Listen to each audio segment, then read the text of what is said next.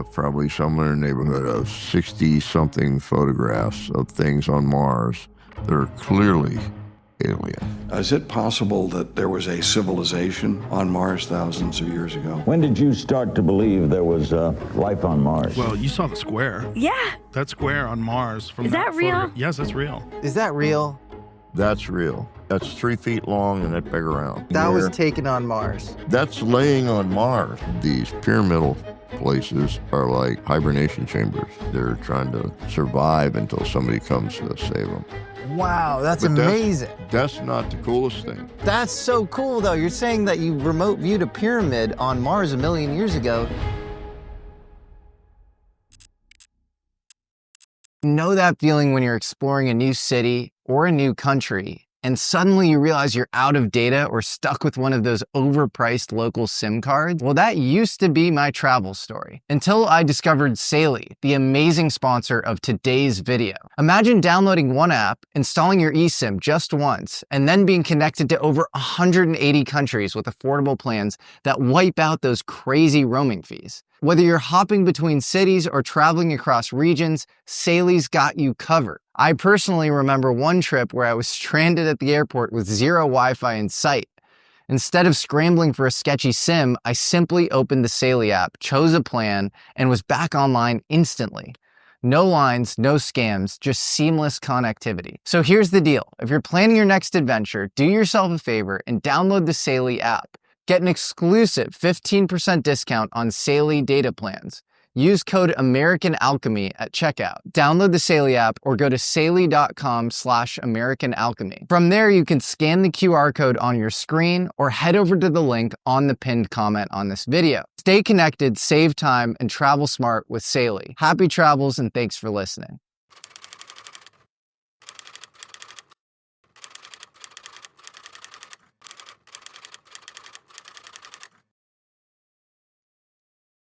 I'm here with the legendary Joseph McMoneagle. You are known as remote viewer number 1. And in my mind, you are sort of the archetypal remote viewer as part of the Stargate program. I think you're as or more gifted than any psychic in the world. And you've developed some open source protocols that you now teach as well. You won the Legion of Merit for over 200 instances in which you added to military intelligence. You've saved countless lives. And so thank you for your service and thank you for having me here. I am honored to be here. Of course you're welcome. Thank you, man. Well, let's get into it. I think a lot of people, when it comes to the psychic question, they wonder if it's just this innate thing you're born with or whether it's trained. Well, everybody's born with it. What you have to understand is if you went back 400,000 years, we didn't even have language.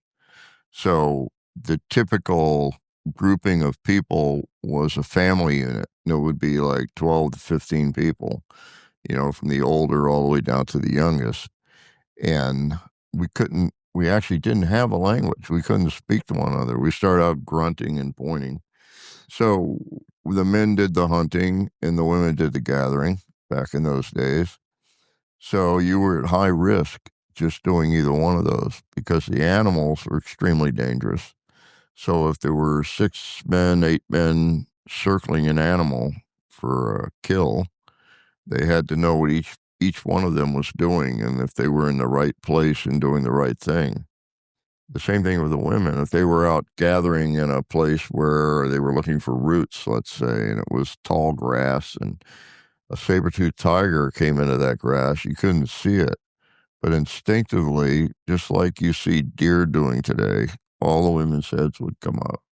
And they'd all look in that direction and start backing into a crowd because there's more defense in a crowd. So it's almost like with the development of writing and other senses that have become more emphasized in modernity, we have lost this innate ability to communicate with nature and through instinct. Think of it this way. Eventually, one family unit met another family unit. They decided to share the same cave. So you're sitting in the cave, and your strong point is that you can actually almost read somebody's mind. In other words, you're reading other human beings because you've been doing it your whole life, and you're just starting to develop a language.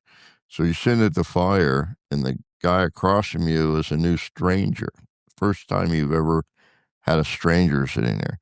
And he's kind of oogling your spear, like, oh man, that's a good looking spear. You pick that up, he's a dead man.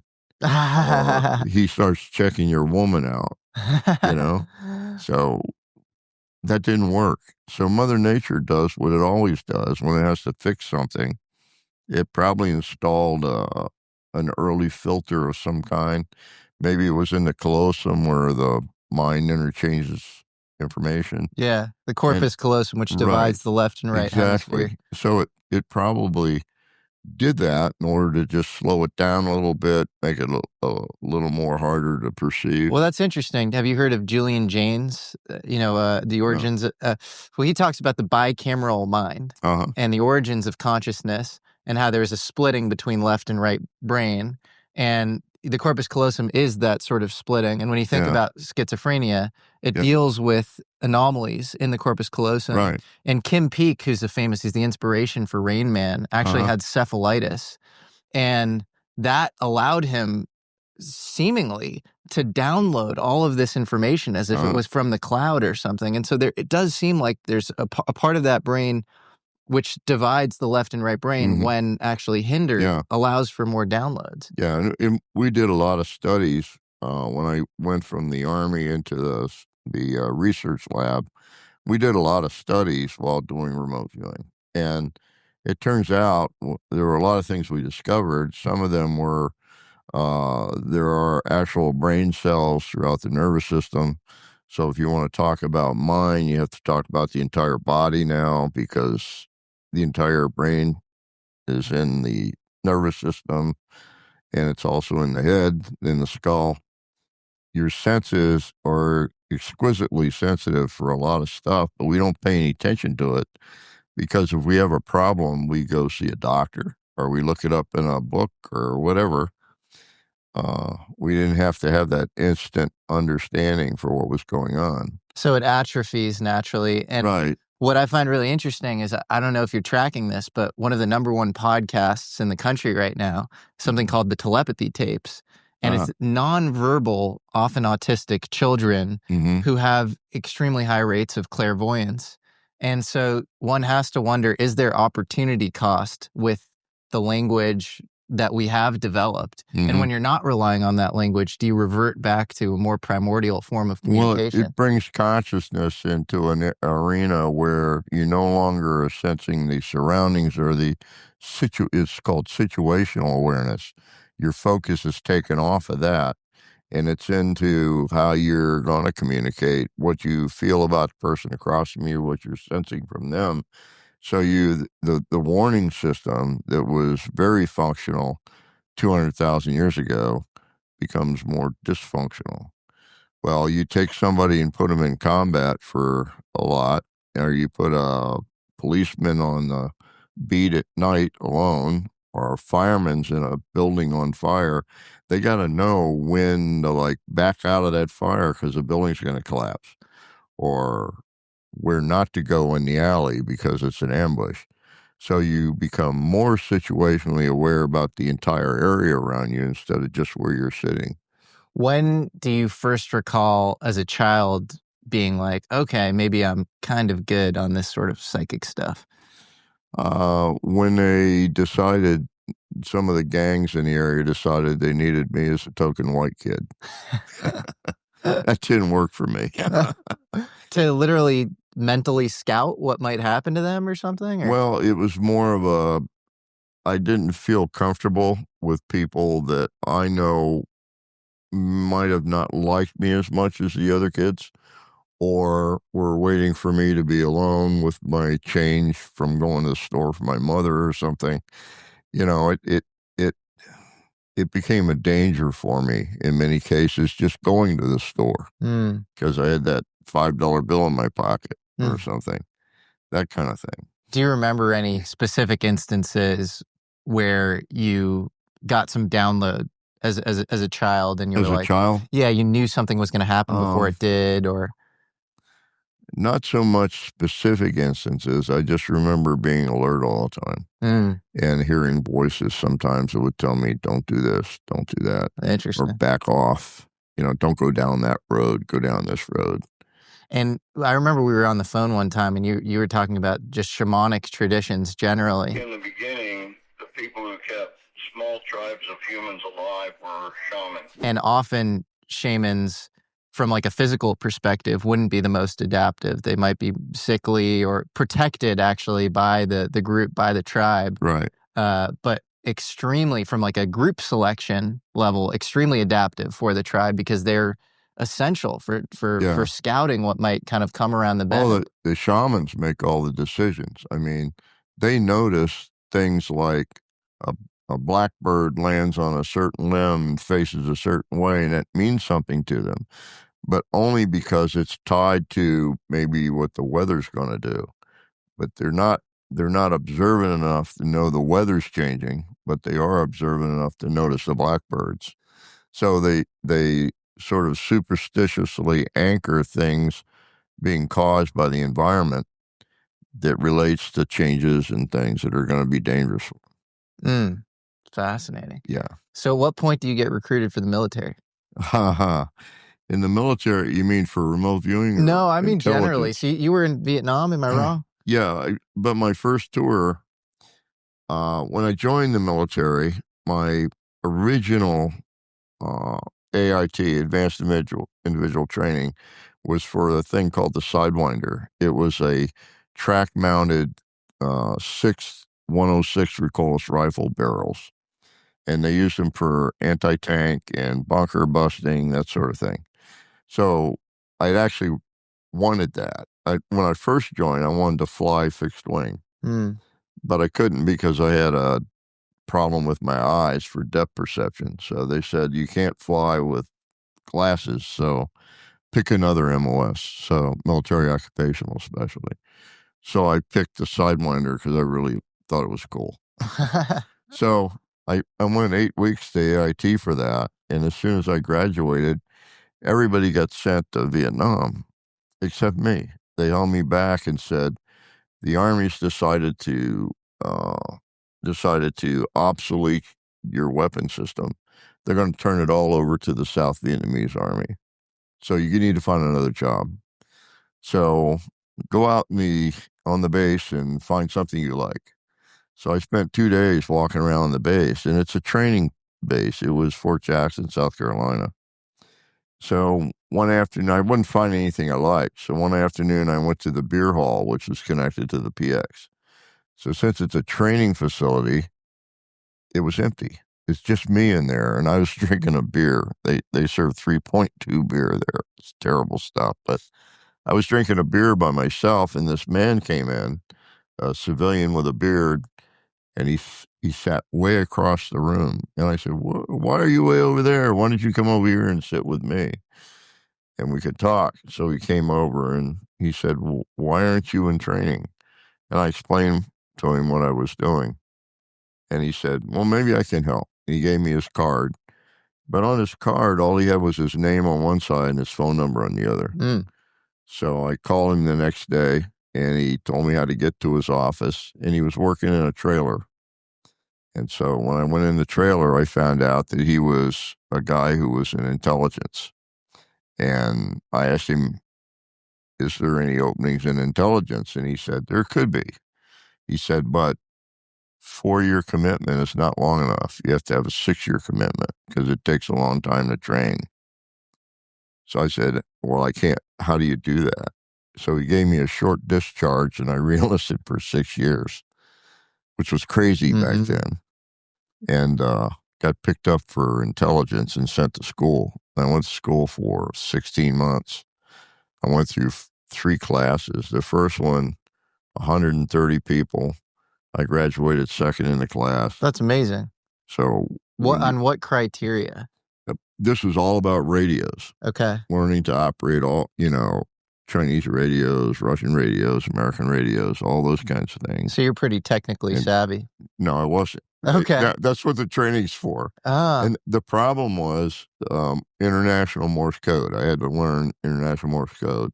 and I had to learn to send it and receive it with a pencil and a open J28 key. And I had to be able to do that at 20 words a minute. 20 words a minute's fast. And I got to 10. And I was getting closer and closer to graduation date. And if I couldn't get past 12, I wouldn't graduate. I'd become what they call a 11B, grunt with a rifle. You know where you go when you're a grunt with a rifle. So I went out through a hole in the fence to a hotel downtown in the local town and shot pool and drank beer all night. Came back. I was late for class. I went into the classroom and sat down, and the instructor came over and he did one of these. Oh my God, where have you been? And I told him, I said, I can't do this. And he put the headsets on me, handed me the key and said, you're going to have to, or you're going to Vietnam. So I passed 10, 12, 15, 20, 15, 18, 22 that day in like 2 hours. Something popped in my head. Wow. And it's just like a language to me now. So I graduated. But even there, you're showing this ability to learn. Yeah. You're saying you're not technically savvy, but under certain, No, duress. It's like a language, though. Yeah. If you have to translate things in your head while you're listening, you're not really learning the language. Yeah. It's when you automatically know what the person's saying in that language, that's learning the language. It's interesting. I was talking to this woman named Dr. Diane Powell, who studies a lot of these nonverbal children, and she was saying that the mind itself is a sense. And I didn't quite understand what she meant by that, but you're kind of corroborating that. Yeah, because you have to understand everything about your senses is a conscious sensing. Your mind is telling you what these things like your eyes, your ears, your nose are telling you about the world at large. The problem is you're locked inside a bone box. Right. So all this out here is just a figment of your imagination that your mind has put together. Yeah. So the eyes alone, to give you an example, the eyes alone vibrate, and we don't know, we can't even tell it's happening. The reason they vibrate is they're actually giving you two different pictures with big black holes in the middle. Because the back of the eyeballs where the nerve root connects. So there's no rods and cones there. So to get rid of those big black holes, it's called dithering. It produces a multitude of pictures very quickly by vibrating the eyes, and it overlays and washes away the black holes. So then it combines the result, and what you see is what your mind has created out of all that vibratory moving around and everything. So if there's something in the room that you detest, you may never see it. And there's lots of stuff you can find on the internet now, like where they say, tell me how many times these two guys pass a basketball. And you're focused on something else. You're focused on that. And when the film's over, they'll say something like, did you see the 6'4" guy in the gorilla suit? You go, get out of here. Have you ever heard the term flicker rate? Does that mean anything to you? Yeah, it means a lot to me because that has an effect as well. All of our senses are not exquisite. Can you explain what finite. Flicker rate is to the average person in the audience? Flicker rate is the existence of something is not fixed. It's here, gone, here, gone, here, gone, here, gone. And the eyes are looking at something like the area that you're staring at. Well, that's a flicker rate too, because of the multiple vibrations and the repicturing of it. And so if those match up perfectly, sync, it's probable that you're not going to see anything there. It's there when you're not seeing. Seeing, not there. Not seeing there. The flicker rates are off. Interesting. So it's almost like a frame rate in a camera or something. Yeah, right, exactly. You've seen pictures of helicopters where it looks like the blade's not moving and it just lifts off the ground. That's a flicker rate. The prop spin is exactly the same as the actual frame rate of the camera. So it's freeze framing the prop only in that position all the time. And given that you're getting these sort of disparate images that your mind has to sort of reconcile, Yes. it almost feels like whatever symbolic conventions you have in your mind Right. somehow defines what you see. And those are developed culturally from birth. What everybody's told you reality is constructed like. It's all the things that have worked up to that point. And there's a lot of things you will never see because you just simply don't process it. Right. It would be like if someone has never seen a violent act in their life and they're sitting next to a table where a guy is shot and killed. The guy just simply shoots him, drops the gun, puts his hands in his pockets, and strolls out. There can be 8 people watch that happen, and half of them will not have seen it. Right. So because it's too traumatic. What you're almost saying is that reality itself might be like radically subjective. It is radically subjective. It's what we intend to see or need to see or feel like we can deal with. And so your intention somehow is super fundamental to what you actually see, or your attention, right? Either of those. But even worse, it's the same with the ears. Mm-hmm. It's the same with taste and smell.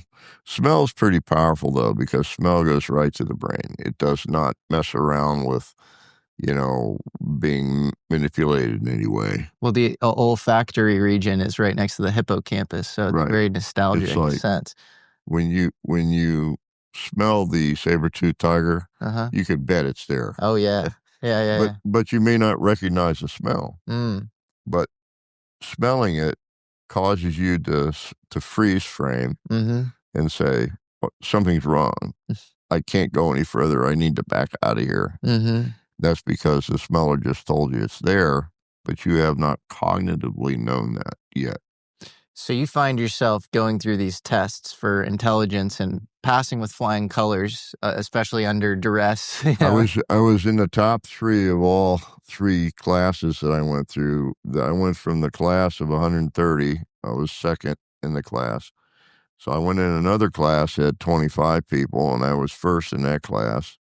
Then I went to a class with 5 people. I was the only one in uniform, and I graduated first in that class. So everybody went off to Vietnam, and they retained me for like 2 weeks. One day they came in and took all my uniforms away and sent me to Lynchburg, Massachusetts with $500, said, buy clothes. So I bought a whole lot of clothes in a suitcase, came back, and then the next day they put me on a C-130 at an air base close by, and I made, I think, 9 stops that night, and I was in charge of 2 big pallets of classified material. So I had to release it to the proper people with the right credentials, and the last stop we made was 1 box, and they said, take that with you. And I got off the plane, and the plane took off, and I was standing looking at a very short runway in the middle of nowhere. There was a shack made out of metal, and I sat on this log because there was nobody else there, and it was warm and wet. And over on the left, the water was like pale blue, and on the right, it was deep purple. And that island went off in both directions as far as you could see, but none of it was wider than 3 football fields. So it's like a shoestring. And I said, where in the heck am I? And a guy pulled up in a baby blue Jeep wearing shorts, white T-shirt, and flip-flops. And he walked over and he said, are you Joe? And I said, yeah. And he said, I'm your boss. My name's Sal. And I was on a Lutheran in the Bahamas. My first tour was 18 months within a whisper jet of where I grew up. And so your initial job is transporting classified material, or what was it? No, I can't even talk about my initial job. Okay. My cover was Air Sea Rescue. Interesting. So it was interesting because I was a lifeguard, Red Cross lifeguard, and I could instruct people on how to swim. And half the unit couldn't swim, and we were supposed to be saving people. What? So I taught people who couldn't swim how to swim. But that was cover for something else. Right. That's like a weird movie or something. Yeah, Like a it is a sitcom weird or movie. something. And it turns out there was a man there who he was a diver, and he used to clean the legs of oil wells out in the Gulf of Mexico until he got sucked into the mouth of a fish once. It scared him so bad. You know, a big grouper that's the size of a Volkswagen, just when they open their mouth, creates a vacuum. And he was cleaning the legs of this big floating platform with a steam wand, and this grouper was very curious, so it came up behind him, and it opened its mouth, and he got sucked backwards into this fish's mouth. Oh my God! And it didn't hurt him or anything. It just he got stuck in this grouper's mouth. Jesus! And they spit him out finally, and it frightened him so bad he quit his job and was rehired by the downrange people at Cape Canaveral to clean the connectors on underwater cables. It was pretty gnarly, man. Speaking of gnarly and intense, you fell out of a helicopter or No, I didn't something? fall out.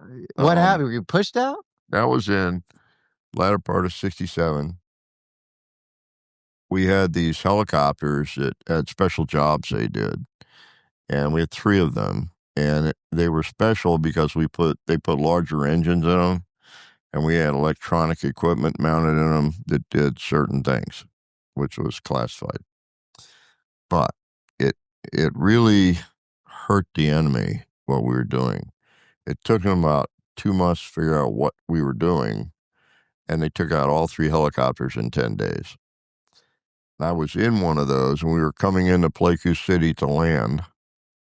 And in Vietnam, because of the heat, a helicopter can't just lift off and land unless it's in a higher elevation because the air is too warm. So at Pleiku City, you would take off like a plane. You start moving down the runway and lift off. The same with landing. So we were landing this one day, coming off a mission, and they called our number and yelled, "Brake right, brake right." And we rolled over to the right, and this big bomber came in all shot up. So we had to wait till they cleared the runway. So we went out over the trees just outside the runway, and we're hovering there because it was cooler. So because it was cool, we had the front doors open, and I was sitting on the open side to the outside with my feet on the skid. I was just being cool in both ways. Cool sitting there and cool from the air. And we got hit right in the belly with an RPG, and it blew the helicopter up. It fireballed. And I woke up on the ground. Jesus. Basically, I got blown out, fell probably a little over 100 feet. That's to the wild. trees, and You're lucky you survived. I landed in the sitting position, just bang, with my legs out, sat. I could see my rifle in front of me. It was dusk. And the forward observer who saw that happen radioed back that he didn't think there were any survivors. He said nobody could have survived that because it fireballed. But since we had all the doors open, everybody was blown out of the helicopter. Nobody died, but people were really messed up. That's a miracle that you survived. Well, I tried to reach for my gun, and the pain made me pass out because I had compression fractures from my jaw to my butt. Your spine must have been just completely messed up. Oh, it was. And your nerves as a result of that. So I couldn't get to my gun, so I found a big rock, and I pulled my boot knife out, rolled under a bush, and lay there all night. And you could hear people in the brush poking around. So I think it was VC or somebody looking for us. VC, Viet Cong. Yeah. So the next morning they found me and took me to the MASH unit and put me in traction. They put these screws in my skull and hung wire with springs with these heavy sandbags. And I was on this cot. And I was like that for maybe not quite 2 weeks. And when you're stretched out like that, you become very relaxed. It takes a lot of the pain away. But then they came in one morning and the nurse said, we're gonna have to get you out of here because we have a lot of people coming in. We need the room. So they took me out of traction.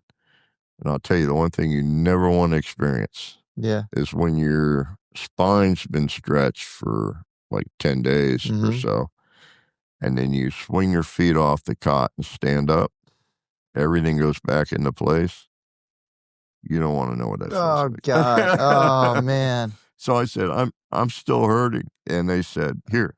And they hand me a jar about the size of this cup full of Percocets. They said, walk it off. So I took the Percocets and went back to the unit. Jesus, man. And I walked it off. And you eventually recovered, or did that I didn't persist recover through your life? completely, Yeah. but I recovered to the point I could deal with it. That's a true miracle. Do you think that experience, that sort of trauma as a result of that actually enhanced or affected your psychic ability in any way? No, Okay. what enhanced my ability, I would hear things, feel things, and I would just react to them without actually thinking about it. I'm looking for an example.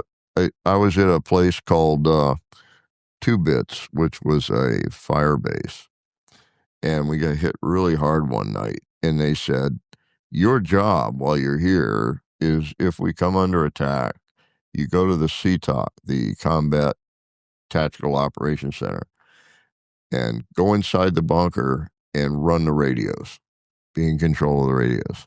So when we were attacked, I took off, went to the bunker, and I was going down the steps into the bunker, and I heard somebody yell, freeze. So I stopped and I looked around, and the whole bunker disappeared, just vaporized. Some guy got in there with probably a backpack of plastique and blew it up. So everybody in the bunker was either killed or wounded. Jesus. And I woke up 40 feet away, face down in the mud, with a battle going on, and found a hole and crawled into it, and stayed in the hole, hoping nobody got in the hole with me for the rest of the night. And when dawn came, they broke contact and left. And so I got tagged I had flakes of metal in me. And I got tagged for going back to the MASH unit and having the metal taken out. But that's the kind of thing. You hear things, you will stop. Like when you're in the jungle, you just stop because something tells you not to go any further. And when that happens, I just go to ground. I just drop and hide. Well, you seem more tapped into that layer than anybody, and thank you for your service, because I think you're known for your service in the psychic context more than the fact that you're a combat veteran, but clearly you've gone through a lot of pretty intense stuff. I spent, 13 years for sure overseas, and if you count temporary duty, probably a little longer than that. At what point does the CIA become interested in psychic spying, and how do you get roped into all of this? Well, in 1972, Russell Targ and Dr. Hal Puthoff, wrote an article that I think it was called Nature magazine. Then they wrote a book called Mind Reach, and that got some notoriety. And so they met this guy. He was a police commissioner, and he was an older man. He's retired, and he made a claim that he could do psychic things. So they tested him, and he could. So they had him do what they called remote viewing back then. I don't think it was called that. It was called Project Scan-8 or something in the beginning. So they brought him in, and one of the targets he did, he actually blew the target, but he got something else when he did it. The target was an old cabin in the woods, and it belonged to a CIA man who was observing all this. He brought the target in because you got to be completely blind. So Hal Puthoff didn't know what the target was. Russell Targ didn't know, and neither did Pat Price. only the CIA guy who brought it in, and he was not present during the viewing. So what Pat Price did is, instead of describing this old cabin in the woods, he described a clandestine site, which happened to be fairly close to the cabin, but over here. And when he described that, they were surprised, and they asked him to tell them about the inside. And he started talking about, this is a clandestine site. There's safes in here, five drawer safes. And they said, look in one of the safes and tell us what's in there. So he named the project names of like 3 or 4 safes. Not safes, files within the top drawer of the safe. It turns out all that was true. Whoa. And when they found out, the CIA went, whoa, this is really fascinating. So they came and they tested him on a couple sites in Russia, areas in Russia which we knew existed, but could not get into. And he not only reported on them with accuracy, he talked about machinery and stuff there, like a big tower and these things they call gores, these giant slices out of a giant steel container, that sort of thing. And they were obviously testing controlled nuclear reactions inside these steel spheres to power lasers, stuff like that.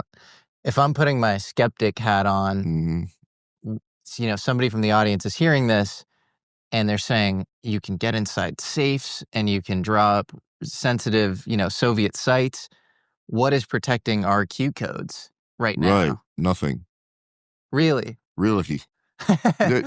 So basically anybody engaging in psychic spying or remote viewing can access the nuclear codes in any country. Except that it's probably 1 in 2,000 people would have to be interested, trained for a lot of years to get to that level. Mm-hmm. And then you'd have to have a natural capacity for it. And most don't. But that doesn't mean it can't be used for intelligence purposes. I can take someone, instruct them on how to do remote viewing, and give them a target that I don't even know what it is. It'll be in a sealed envelope, and they'll tell me stuff about it that's valuable. You did this with me and a friend. Yeah. And right. My friend got it right, and it freaked us all out. I did a program in Japan where I had a 4th grade class in the northern island, Hokkaido, and I had a 4th grade class down in Kyushu, and I was in Tokyo, and we put a row of fax machines in, and I had a sealed envelope, which nobody knew what was in it, under a red cloth on a podium. And what I did is I trained the 2 classes of kids in like 10 minutes on how to do a remote viewing. And then we had them do the remote viewing and draw the first thing that came in their mind. And they faxed it in, and we posted all those returns. So we had 70 pictures on the wall. 7 or 8 of them at the bottom were just lines, just straight lines, just a mass of straight lines. Everything above it, almost 70 pictures, were stars. Everywhere you could draw a star. 5-pointed star, Star of David, asterisk stars, 6-pointed star. I mean, every way you could possibly draw a star, these kids did that. And there were a multitude of different stars that were alike. Wow. And we pinned them all up on the board. And then after they all had faxed something in, we went to a commercial break. When we came back, I pulled the folder out, the yellow folder out from under the red cloth, cut the end off and pulled the target out and showed it to the kids on the television. And we had cameras in both schoolrooms. What the target was a small aquarium with a starfish stuck in it. Wow. Do you have this? The kids went crazy. And this is televised? Yeah. That's amazing. 31 million people. Can we get the footage? Well, maybe I do. I'm sending all that stuff to Rice University. Very cool. The Archives of the Impossible. Yeah. That's amazing. Yeah. And after 10 minutes of training. Yeah. And 400 people in the audience pulled out their handkerchiefs. They were all so emotionally taken by that. They were It's tearing up. unbelievable. And, Do you think kids have a kind of preternatural ability to do this? No, they just don't know they can't. Well, that's it. Yeah, See, they haven't haven't been programmed. spoiled by their training all their lives. Yeah. Remote people, what people need to understand, remote viewing is not about learning anything new. It's about unlearning all the bad habits that we make about leaping to conclusions, making assumptions on very little information. Well, you've given me all sorts of interesting information across the years. I remember when I was asking you, how do you do this? You said something super interesting. You were like, I tell my ego to run away. Yeah, I give my ego something to do. Yeah. If I can't get my ego out of it, I'll put my notebook in my pocket and go out and cut grass.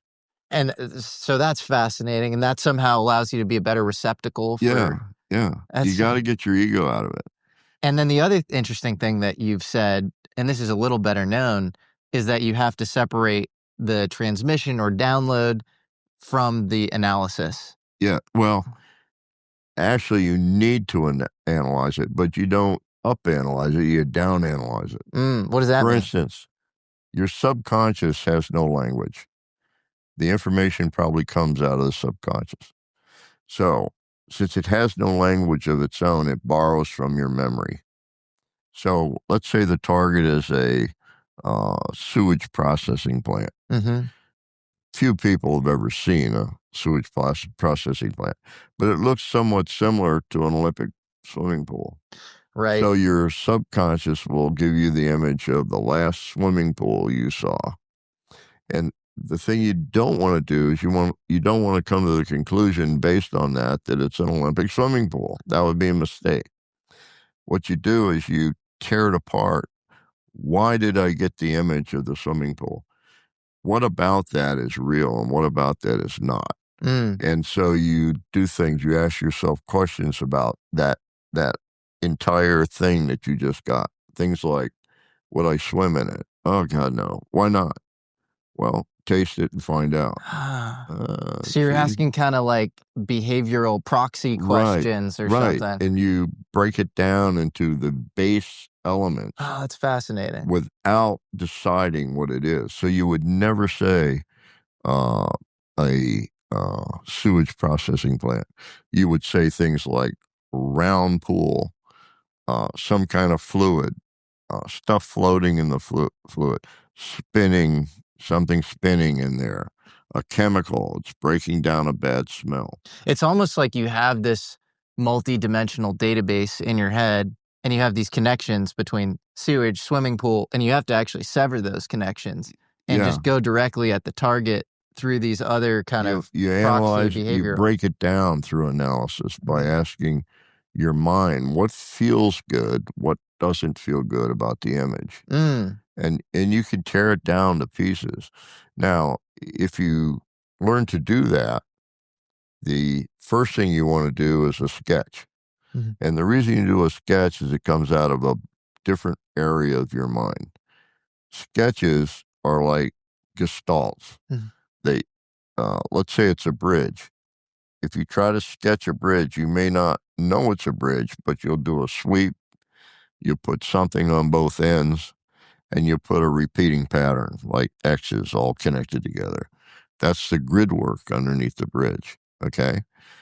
You won't draw what you see, but you'll draw the parts or pieces that make you want to say something.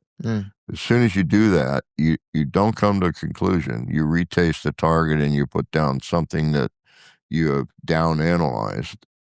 So by the time an analyst gets it, it doesn't look like anything specific, but the analyst, you have to remember, is working on a problem and he has collected all the data that's possible, he or she. And so they're sitting at a desk. They know everything about the target except the answer they're looking for. They get your material and it guides them to an area that they may look at a different way, and they'll just go, wow, that's it. That's the answer. But the answer is not displayed. It's just referenced in a way. So The other parts of it are when you're learning to do this, you have a monitor, somebody who can guide you. That they act as your left brain because you want to be totally in the right brain when you're doing this. And I'm saying that not as a reality, but as a function, because in reality, right, left brain does not reside in right and left side of the hemispheres. It's actually in both hemispheres. It's a way of thinking. Right brain is super esoteric, Intuitive, kind of, creative. intuitive, all that sort of thing. Left brain is analytic. It's where you would make a conclusion, but you have to be very careful about that. So the person who's doing the left brain thinking is the monitor. So let's say the remote viewer is getting something and they write something in. That left brain monitor could say, I can't read that. Print it. You print it. That makes it clear. So they're operating to ensure that whatever's represented is good enough that it says something. Can be analyzed. Yeah, can be analyzed. So this whole process. And what we found over time is that for some reason, when someone nails the target, it sometimes is because the monitor has asked exactly the right question to elicit the right answer. So in reality, both are being psychic. One knows it's being psychic, the other person doesn't. Oh, that's fascinating. Yeah. Because people think of the analyst as kind of this like full left brain thing, but it actually takes intuition to know what question to ask. Now, there's a couple examples of experiments that were done by the Russians that they totally bought into because it worked 3 times perfectly. So they said, this must be the way it works. And so because of that, it's how they ran their psychic unit. When we got that material from them, when Perestroika came and we went over there and met them and got the whole box of material and brought it back, what we discovered was the experiment was done perfectly. Everybody involved in the experiment was completely blind, okay? But at the very outset, it was all done with target mice. At the very outset, when they went to this place where they actually breed target mice and control mice, they all come from the same litter. So this guy went there and said, we need you to randomly number 12 target mice and 12 control mice. And the guy said, okay. And he used a random number generator to do that. He'd push a button, it would give him a number. He'd shave the mouse tummy and put it on with us. He'd tattoo it on the mouse. So he did that with 24 mice, 1 through 24. Some of them were controls. He wrote them on the paper when they were controls. Some were randomly selected target mice. So all the numbers were different. They put them all in a cage and sent them to the Ural Mountains, 1,600 kilometers away. Now, as soon as you put all the mice in one cage, they're competing for sex and food. So their anxiety goes up. So the task for their remote viewers, so to speak, their psychics, was decide which are the target mice, which are the control mice, and only in the target mice raise their anxiety high enough to make them sick. They did that.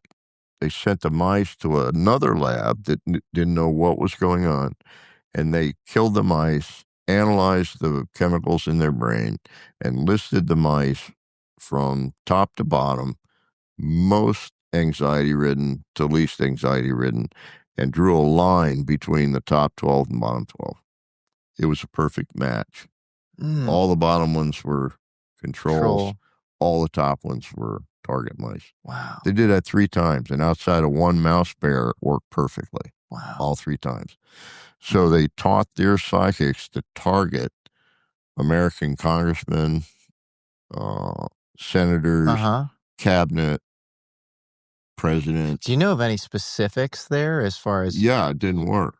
It didn't work because the methodology didn't work. And what was the fatal flaw? What was wrong with the experiment? Everything was done double blind. Do you tell me? I will tell you. The guy they told to sort the mice, by virtue of the fact that he was sorting controls from target mice, he did that psychically to give them their answer at the end. So he was the only psychic functioning person in the whole thing. Their psychics were not. Oh, that's fascinating. You understand? Yeah, so what I'm your saying? selection process is going to be all off. I've used that experiment to give presentations at one of the largest pharmaceutical companies in America. Wow. And I said, the reason you come up with a drug every now and then that costs you over $1 billion and 10 years to manufacture and it fails is because you don't believe in psychic functioning. Right. And somewhere in your process, you have a psychic. Right. And they're giving you exactly what you want to see. Right. So because you don't buy into it, it doesn't work. It costs you a ton of money. Well, yeah, you get into these because of that kind of epistemological, tautological loops. Yeah. Because if you have, it's like whenever I put out anything around this subject, you have to get, James Randi, you should win $1 million if you are able to prove this. No, you don't. I can tell you about that too. Well, yeah, because we're talking about it right now. But if there is an effect inherently, then there are experimenter effects and there are witness observation effects. Right. And so if anybody present comes in, completely trying to be a skeptic, it's going to affect the experiment itself. Yeah. The scientific method involves a priori skepticism. And so we're talking about kind of an epistemological paradigm shift, not just a scientific paradigm shift. Except your perceptions are wrong. What do you mean? I'm going to tell you why. Yeah. Because there are things from a scientific standpoint that when we tested them, absolutely guarantee that a psychic function will not occur. Absolutely guaranteed. And what are those? And you can test it 1,000,000 times and it just will not work. How do you do that? How do you turn off the psychic function? The sun is above the horizon on the earth. From where you're standing, you're looking face into the sun. You just did a 4-fold reduction in your psychic functioning. Interesting. Where you are on the planet, at what time and what day has an effect. Why is that? Okay, no, I'm not finished yet. Okay. There's things like that we know to be true. What else? Okay, well, I'm not going to go into all of them because there's too many. Okay. But if they list all those things and hand it to somebody and say, if you're doing any 3 of these, you will not function right. Okay. And then somebody comes in the door and says, we have a problem. We have somebody being tortured to death. We need to know where they are. You'll violate it all because of the intent. Intent overrides everything. Wow. So what you're saying is correct, but if the intent is an imperative, you will override it all. So there are exceptions, and you got to watch out for that, because people who say, no, we did everything to block viewing, they're wrong. You can't block it completely. Well, you're almost, this is, kind of an extrapolation, but it's almost implying that there's an intelligence on the other side aiding you. Because if your intent matters at all, why should it? If it's just this kind of mechanical, deterministic scientific process, why should your intent be able to override any of these conditions? Well, it's intention, attention to detail, and expectation for outcome. Okay. If you're the only one dealing with that, it'll work. If there's 5 people involved in that experiment and none of them are focused on that, it may fail because there is just too many possibilities for failure as a result, because the intent is not just your intent. It's everybody's intent that's involved in the experiment. If it's a post-grad student being paid to act as a monitor, he doesn't care what happens. Automatically, any scientist coming into the room, which is what you're talking about, they don't care if it works or not. They get to publish, they get famous for their publishing. So whether they're successful or unsuccessful is immaterial, because they're supposed to be indifferent to the outcome. Okay? But in remote viewing, if you have a scientist monitor all the people involved, 5 or 6 people, and you do a remote viewing and the intent is to save a life, everybody's on board and it'll work every single time. Fascinating. Yeah. So there's a lot to this that comes out in the science and the study of it. If you don't know the science in detail, it's so easy to fail, screw up, all those kinds of things. With regard to the Amazing Randy, the payoff was not $1 million. It was an investment that would pay you eventually $1 million over 30 years. Jesus. What kind of intent is that? Secondly, he's the one who picks the target, does the judging, and tells you whether you're right or wrong. So he could rig it. I'd never participate in an experiment like that. I've been challenged so many times to do a live remote viewing double blind on camera in a prime time way in front of 25 million or more people that anybody else would shy away from that. Yeah. I've been successful every time. Well, yeah, you've done more televised remote viewings than anybody in the history. And what's interesting to me, the most controlled example of that I ever did was for National Geographic in the San Francisco Bay Area. They used 3 different film crews, so nobody was talking to anybody else. It was protected targets. It was randomly selected. I was completely blind. Ed was completely blind. The entire film crew in the room was completely blind, and I absolutely nailed it. You get a feeling like she had to park somewhere through a tunnel or something, or under an overpass, like a walkway of some kind under an overpass, an open area in the center, and there's some kind of artwork, some kind in the center. This artwork is very bizarre, set in gravel, stone. And when they put it on television, they said, but you can't tell much from one result. They knew when they said that I had done probably 12,000 of those. What were the targets? Do you remember? The target that I did for them? Yeah. It was the end of the Dumbarton Bridge. Wow. In fact, I did it, the entire remote viewing was 1 minute, 30 seconds. And I heard the director go, and I said, I guess that's too fast for national television. And I said, so what I'm going to do is I'll sit in the front seat, you put a camera behind me, and I'll tell you how to get to the target. Wow. Which I did. You taught him? Yeah. Unbelievable. Yeah, you clearly are not only precocious yourself, but you're amazing at teaching others. Well, and if you understand it, unfortunately, people in the Stargate program that came after the original 6 were terrified that they couldn't, do it blind. So they got hints. I will tell you that if it's not done completely blind and you don't understand all those other things about the science, in all probability, it will fail more times than it will succeed. If you truly participate and do it in agreement with the science that says, don't do this, or if you do this, it'll fail. If you pay attention to that, you're going to be 7-fold more probable of being successful. That seems to be a through line in everything with quote unquote parapsychology. So everything in life, yeah. If you take a shortcut, the thing doesn't really work. Exactly right. And so we're talking about things that involve our perceptive abilities and our ability to kind of render the material world visually and memory wise. And our ability to do that is somehow super dependent on going through the proper process. Yeah. And being instructed properly and not circumventing that kind of inorganically. There's perceptions about it. Like, I'll give you a major perception that is crazy. People say, okay, it's remote viewing. Can a blind person do it who's been blind for life? I believe so. They're better than most. Yeah, makes sense. Because they spend their whole lives imagining what the world outside their skull looks like. They've been remote viewing longer than anybody. Well, as the saying goes, when one sense goes, others get stronger. Get a lot stronger. And if the mind is a sense, then... So, the other thing that I think is very strange is no matter what you do to demonstrate it, it always goes back to religion when somebody wants to evaluate it.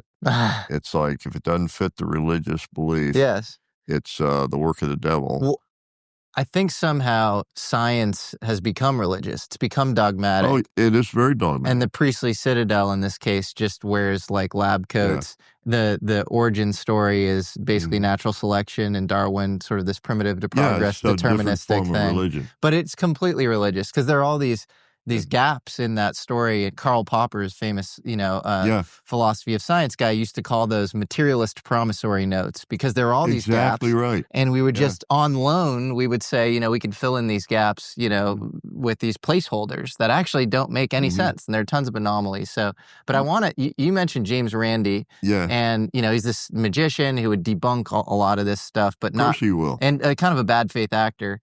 He actually had a contemporary named Ray Hyman, who I know Ray Hyman. You know Ray Hyman, Yeah. So University of Oregon, and he came into studying the Stargate data very skeptically. He's, a colleague of James Randi's, along with Jessica Utz, who is the president of the American Statistical Society. I know her personally, too. And also you hear her speak, and she is just completely beyond reproach as far as her integrity. She's probably one of the top 5 statisticians in the world. 100%. And she goes through all the Stargate data, and she says not only is this replicable, the p-values, which is basically the probability that you would get this stuff off the chart, way more replicable than psychology, for example, which we all take pretty seriously. And so I think it's important context for the audience. But let's get back to the core chronology of Stargate itself.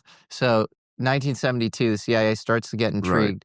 I've heard from Hal Puthoff, who's one of the founders of Stargate, along with Russell Targ, that another guy named Ingo Swann, who's this artist in New York City. They brought him from a Maimonides Center in New York to California. Yeah, and he was this eccentric. He was a gay artist.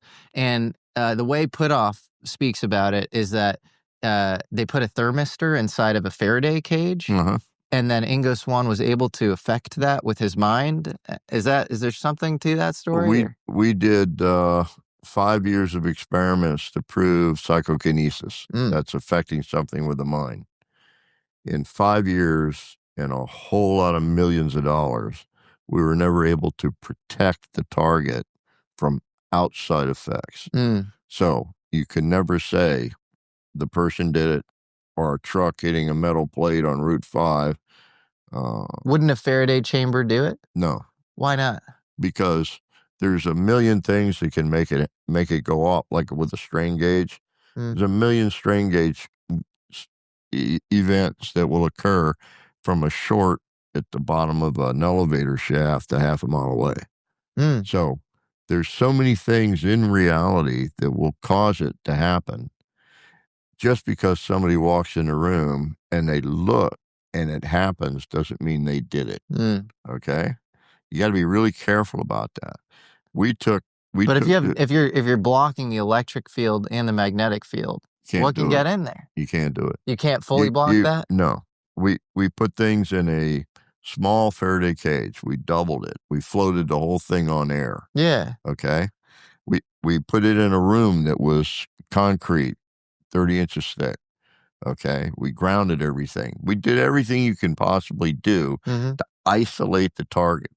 It was going off all night long when nobody was even there. Oh, really? So, yeah. So if you can't isolate the target, and we spent a huge amount of money trying to do that. If you can never isolate the target, how can you say it's a human doing it? Do you think Ingo Swann was a good remote viewer? Oh, he's an excellent remote viewer. Okay. I knew him really well. We used to eat dinner together because we were both employed at the same place. Yeah, absolutely. Yeah. And what were some instances? There's some famous stories I know about with you, but any that come to mind of the early days, great successes? Well, I can't speak to his successes because he did everything in the lab and not in the wild, so to speak, where it's a real test. Do you want to tell your famous submarine story? Well, I can. It was not just me, by the way. It was another man named Hartley Trent. We both worked the submarine. He's dead now. He was a better viewer than I'll ever be. You need to understand that. Well, that's a lot coming from you. Yeah. It's high bar. There were 2 people better than me than I will ever be. So if you can imagine that. Who are the 2? Hartley Trent? Hartley Trent and another guy that I promised him I'd never say his name in public. Okay. He's a retired colonel. Just going to make people more intrigued So, now. that's too bad. None survived anyway. So, one of the things that we had as a target, it was a building, a really huge building. You could put like the Mall of the Americas in Minneapolis inside that building, and it wouldn't touch the walls or the ceiling. What? Yeah. And it was detached from water. It had no relationship to the harbor, and it was set off the harbor, and it had guards, fences, everything around it. And they had railroad tracks going in, carrying in tons of stuff and coming out empty. And they couldn't buy a picture of the inside of that building. They were offering, I think, $2 million at one time for one picture of the inside of the building. Couldn't get it. It was bumped up from a number of different intelligence agencies to the National Security Council, which is as high as you can go. Absolutely. That's run by the vice president. It has representatives from all the other agencies there. What year was this? That was 79. Okay, so under Carter. Latter part of 79. Yeah. That was like my third target that I ever worked on. I don't know which one it was for Hartley, but we both worked on it simultaneously. We just didn't know each one of us was doing that. What I got was a really unique submarine because they were violating one of the major laws of submarines. They were putting two submarines together. And so it looked like two giant seas coming together. And they were using a whole new kind of welding methodology, which were high-intensity lasers. They were welding with a certain protocol. And the hull was done in a way that I can't go into, but it was different. And I said there were 20 tubes, but they were all slanted, which was the first submarine ever built with slanted tubes. Up until then, the Soviet Navy would have to stop to launch, which made them a target. So they slanted the tubes so it could be launching while it was moving. Every rocket on board was a MER-5, which meant it had 5 guidable warheads. So when it reached apex, the warheads could detach and go to different cities. Every warhead was like 50 megaton. Hiroshima was less than 1 megaton. So you can imagine the damage it would do. So these are hydrogen bombs. It could sit, yes. It could park 100 miles off America's coast and eradicate us in 18 minutes. There'd be nothing we could do. And that's really the front line of nuclear war. Right. These submarines. That was the most astounding weapon system ever built. Okay. And it was the TK-089, which was the prototype for that kind of submarine. It had many of the attributes that came out in Hunt for Red October 7 years later, 8 years later, I can't remember now. But all these things. And we filed that report. We did that in about 4 hours, filed that report with the National Security Council. It was sent back immediately. The head analyst was the guy in charge of the whole Russian floor at Langley. His name is Robert Gates. Yeah, Langley, CIA. Oh, Robert Gates, who ended up becoming Secretary of Defense. He later became the director of CIA and the Secretary of Defense. Okay, he sent it back. Note on top. Total fantasy. Because they didn't think that submarine could exist. And well, it wasn't even connected to water, so how could it? Right. And so he sent it back, and it had been taken to the National Security Council by another admiral by the name of Jake Stewart. And I knew Jake really well. And when he brought it back, he said, he was sitting with me in a room, and he said, this really upsets you, doesn't it? And I said, no, I don't care. He said, no, you care because there's a red line going up your neck. You're really pissed. So I said, no. I said, he says, what do you want me to do? And I said, take it back. And he goes, okay. And he stood up, and I said, wait. I put a paper on top, and I said, we'll be launched in 112 days, Jay. So on the way, he stopped at the National Reconnaissance Office because he knew that usually I'm not wrong, especially when I'm pissed. So he arranged for 114 days out to have pictures taken of the harbor. where it would have to be. At the same time, I attached another note.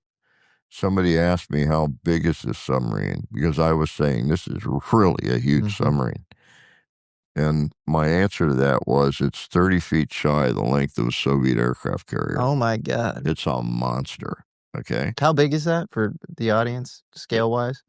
I don't know about length. That's why I had to say 30 feet shy of the length of a Soviet aircraft carrier. Yep. If you can imagine something that launches jets, Yep. matched with a submarine. Massive. I said it was between 60 and, I think, 60 feet and something else across, which wide. is very wide. Yep. Okay. So he arranged to have overhead take pictures. 114 days out, when the pictures were taken, it was, the side of the building was gone, trench cut to the harbor, and the submarine was tied up to the side of a Soviet aircraft carrier to block view of it from the entry to the harbor. And this is north of the Arctic Circle, so the harbor was frozen a long time, usually every year. So they had these two giant icebreakers sitting there. They had broken up all the ice in the harbor, and it was sitting tied up to the aircraft carrier, and it actually is 33 feet shy of the length of a Soviet aircraft carrier. So I missed it by 3 feet. All the bay doors were open. So we collected more intelligence in 4 days on that one submarine than the entire Soviet subpack in history. That's remarkable. It then disappeared. No one ever saw it again. And they made 8 more, and nobody ever knew about the other 8. But you can assume, based on the data we were able to collect, we defeated their weapon system, because now we could identify it easily in the water, put a hunter killer on it, and track it everywhere it went. That's a miracle. Yeah. Kind of like possibly global cataclysm saving Yeah, right. intelligence that you provided. That's primarily why I got the Legion of Merit. That's amazing. And did Robert Baker ever come back, say, hey, Joe, I'm sorry? I embarrassed him badly with it. And I embarrassed him 3 more times that I'm aware Did you? of. Yeah. What's another example? He won't be in the room with me. Really? Yeah. If he comes in a room like the congressional cafeteria or something, I see him, I will stand up and go, hey, Bobby, how's it going, buddy? And I'll put my hand out. Out the door he goes. Any other examples you could talk about? No, I can't talk about the other examples. Okay. But that's the kind of successes we were having. Hartley Trent shared in that, but he died, unfortunately, relatively soon after that. Can I add one more story to just the Carter years? Sure. Rosemary Smith is a psychic, and I think a Tu-22 Russian bear bomber had basically dropped lower than the treetop. It had been downed in Africa. Yeah. All of Africa was given as the target to this psychic spy named Rosemary Smith in California, and she draws a 3 square mile little circle right in Zaire, and it's basically where they find the Tu-22. There were 3 psychics. Yeah. They all drew circles. They were all in 3 different cities when they did it. That's amazing. All the same map. Really? When they brought the maps together, all 3 circles interlocked. It's so wild. And Jimmy Carter says that was the craziest thing I've ever experienced in my presidency. He was holding our file in his arm when he said it. It was a green file with a red stripe. It said grill flame on it. And one of the reporters, he was saying, we found the Russian plane. We've returned everything on it to the Russians. What was important about it was carrying 2 city-busting nukes. Everybody was looking for it, especially every terrorist organization in the world. Nobody could find it because it disappeared over the Congo, supposedly. Hartley Trent, in fact, said it was parked on a road right there in the area of Zaire. Nobody could understand that. What he was saying the whole time, roads in the Congo and in Zaire are rivers. There are no roads. Right. All roads in Central Africa are rivers. And that's what he was saying the whole time. He didn't know he was saying that. Needed some more down analysis. But that actually happened. And when he said that, our cover name changed We got moved around. The office changed. Everything changed because the president basically outed us on national television. Right. That turned on, remember Anderson, the guy who would write articles on it, everything? No, who's Anderson? He was in, I can't remember if it was the Washington Post or, I think it was the Washington Post. He started to cover the psychic spy program. Yeah, he started covering, hunting for information on the psychic spying program. Interesting. And he would pick up little tidbits and put out articles on it. But it made it more difficult for us. Joe, any other core stories that you can talk about that aren't classified from that time? There's a lot of them that I could talk about if I had the sheet with me. We had what's called the blue book, the blue briefing books. It was 2 books, 2 folders with 160 successes in it, which were just like the submarine. Okay. That kind of weight. That's amazing. I'll give you an example of another one. The MX missile program. Remember that? They were going to produce another 30,000 miles of railroad tracks. They were going to have hundreds of cargo cars, railroad cars. They would all be identical right down to the serial numbers on the locks. Only 1 in 20 would have an actual launcher in it with an ICBM. And once a week, they'd shift them all around so no one would ever know where the actual launchers were. And that would make mutual shared destruction more important. It's kind of like a shell game. Yeah, like a shell game. It's based on the old shell game, but with much higher stakes. The name of the game is MX.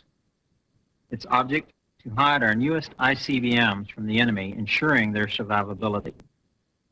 The enemy will know where a missile could be, just as we know where the P could be, but not where it is for sure.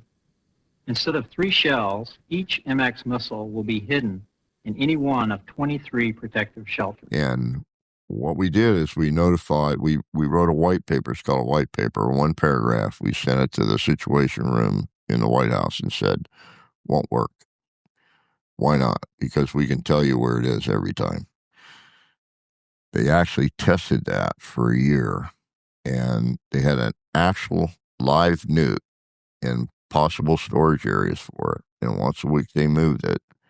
And every time they moved it, we told them where it was. As a result, they canceled the MX missile program, which ticked the Air Force off mightily because they were put in charge of it. It was $100 billion project. Oh, my God. We saved the government $100 billion. And I have a letter in my file. I know Dr. May has one in his from Senator Cohen thanking us for saving $100 billion. Also remarkable, but would the Soviets have figured it out given that they had sort of some core deficiencies in their own psychic spy program? Maybe not. Right. They still could have figured it out even with the flaw. Yeah. I mean, it's like, who knows? And that's one of the problems because I got brought into the project in October of 78. By July of 79, we knew there was no defense against remote viewing. So for the next 20-something years and millions of dollars, we tried to develop a defense against it. There still is no defense against remote viewing. It fails on its own enough. I mean, 40% of the time, it just doesn't work. But all intelligence modalities fail. Exactly. So it's not inferior to other ones. And when I hear that the program was sunsetted because it only works 60% of the time, that makes no sense. And as well as the rationale that there's no defense against it, but if it's offensively useful, why would you use it, especially if it's stopping, mutually assured destruction as it has at least 160 times, probably more, because that was early on in the program. My area of expertise was ICBM sites. Okay. Big, large areas where rockets were in the ground. Wow. But you could see the shielding over them, so that was easy to see with overhead pictures. But when I hear stuff like that, there has to be a program now, if that's what... The pictures were perfect. Yeah. And I even asked them once, why am I remote viewing something you can take perfect pictures of? And they said, here's the thing. You draw the whole place. So when we take a picture, we can only get the surface. we match the surface against your drawing. And if you're 80% correct, we can assume you're 80% correct about what's under the ground. And we can retarget those areas with different technology. Wow. To prove it. Wow. So that's the value of remote viewing. It can be used a million different ways. But if the incremental value is understanding on a more granular level what stockpiles are underground, how would that ever get sunsetted and taken out of government? It got sunsetted because a vast majority of senators and congressmen caught dead standing next to a remote viewing psychic would never get reelected because it was used as a weapon against them in their reelection. I think if I'm the government and I'm hearing these things, I would immediately put a boatload of money towards remote viewing. I'm just telling you, I'm telling you the reality. Because of a stigma. But here's the thing. We were basically super supported by 5 presidents. Okay. We were super supported by senators and congressmen who could not be hurt, like Senator Cohen, Senator John Glenn. These senators had been in Congress so long and were so powerful. They're up here and they could say, yeah, I use those guys, and nobody could say that's crazy to them. They'd still get reelected. At the very bottom, agents in the field who came and asked for help. Hundreds of lives we saved there. They knew us intimately. They loved us because of what the data was that we could give them as early warning. They really needed us. It's the bureaucrats in the middle, Yeah. okay? Yeah. Who are afraid for their job, Yeah. afraid to get reelected, and the guys in the middle are the guys who have to justify and write up why you need so many tanks. Yeah. And why you have to spend the money on it. And people are starting to ask, well, if you can just walk in and plant a charge and blow something up, why do you need the tank? If remote viewing tells you where to put the explosive. It's always the middling bureaucrats that have the most perverse incentives. And there's this thing, concept Baumol's cost disease, where the objective of a bureaucracy is just to extend the bureaucracy. And it's not to do anything more efficiently, actually. That's the opposite. The other part of it, it's even worse. It's the bureaucrat politician in the middle that actually starts the war. That's right. Okay? Has no skin in the game, and his kids and family will never be affected by it. What's wrong with that picture? It's Dr. Strangelove. Yeah. During the Vietnam War, I was brought TDY, temporary duty, to the Pentagon because demonstrators were throwing balloons full of blood and stuff on military going in and out of the front entry of the Pentagon. My job was to capture some kid that was throwing stuff, bring him in, fingerprint them, tell them what was going to happen to them, and then release them. Scare them into not doing it anymore. I didn't do that. I'd grab up 3 or 4 and I'd cuff them together in a string and I'd take them under the bridge where nobody could see. And I know they thought I'm going to be beaten up down here. I'd take them down and I'd say, don't panic. I'm not going to do anything to hurt you. You need to understand this. We don't start wars in the Pentagon. We're forced to finish them. You want to stop this war, go to the other end of the mall and hit the guys in the suits with the balloons. And then I'd release them and they run away. Well, what I forgot is they got cameras all over the front of the Pentagon. So they'd see me taking these kids under there and then them running away. So my 3-month TDY was cut to 2 weeks and I was sent to Europe. Wow. Okay. I can understand why they didn't want to go to Vietnam. Yeah. It wasn't righteous. No. When I was there, I could tell you it wasn't righteous. Yeah. Well, you have you just look at the Pentagon Papers and you look at how cynical the discussions around the Vietnam War were at the highest levels in the Pentagon and Oval Office. And I have seen 2 letters, and I did my last college course to get my degree was on the politics of the Vietnam war at the end. And I saw a letter from Kissinger to President Nixon saying, I'm not going back over there to negotiate for any more prisoners because I hate those brown people. I don't like their food. I don't like their smell. I don't want to be there anymore. And Nixon said to him, you don't have to, because anybody in Laos or Cambodia, we said, should never be there in the first place, so we don't have to worry about them.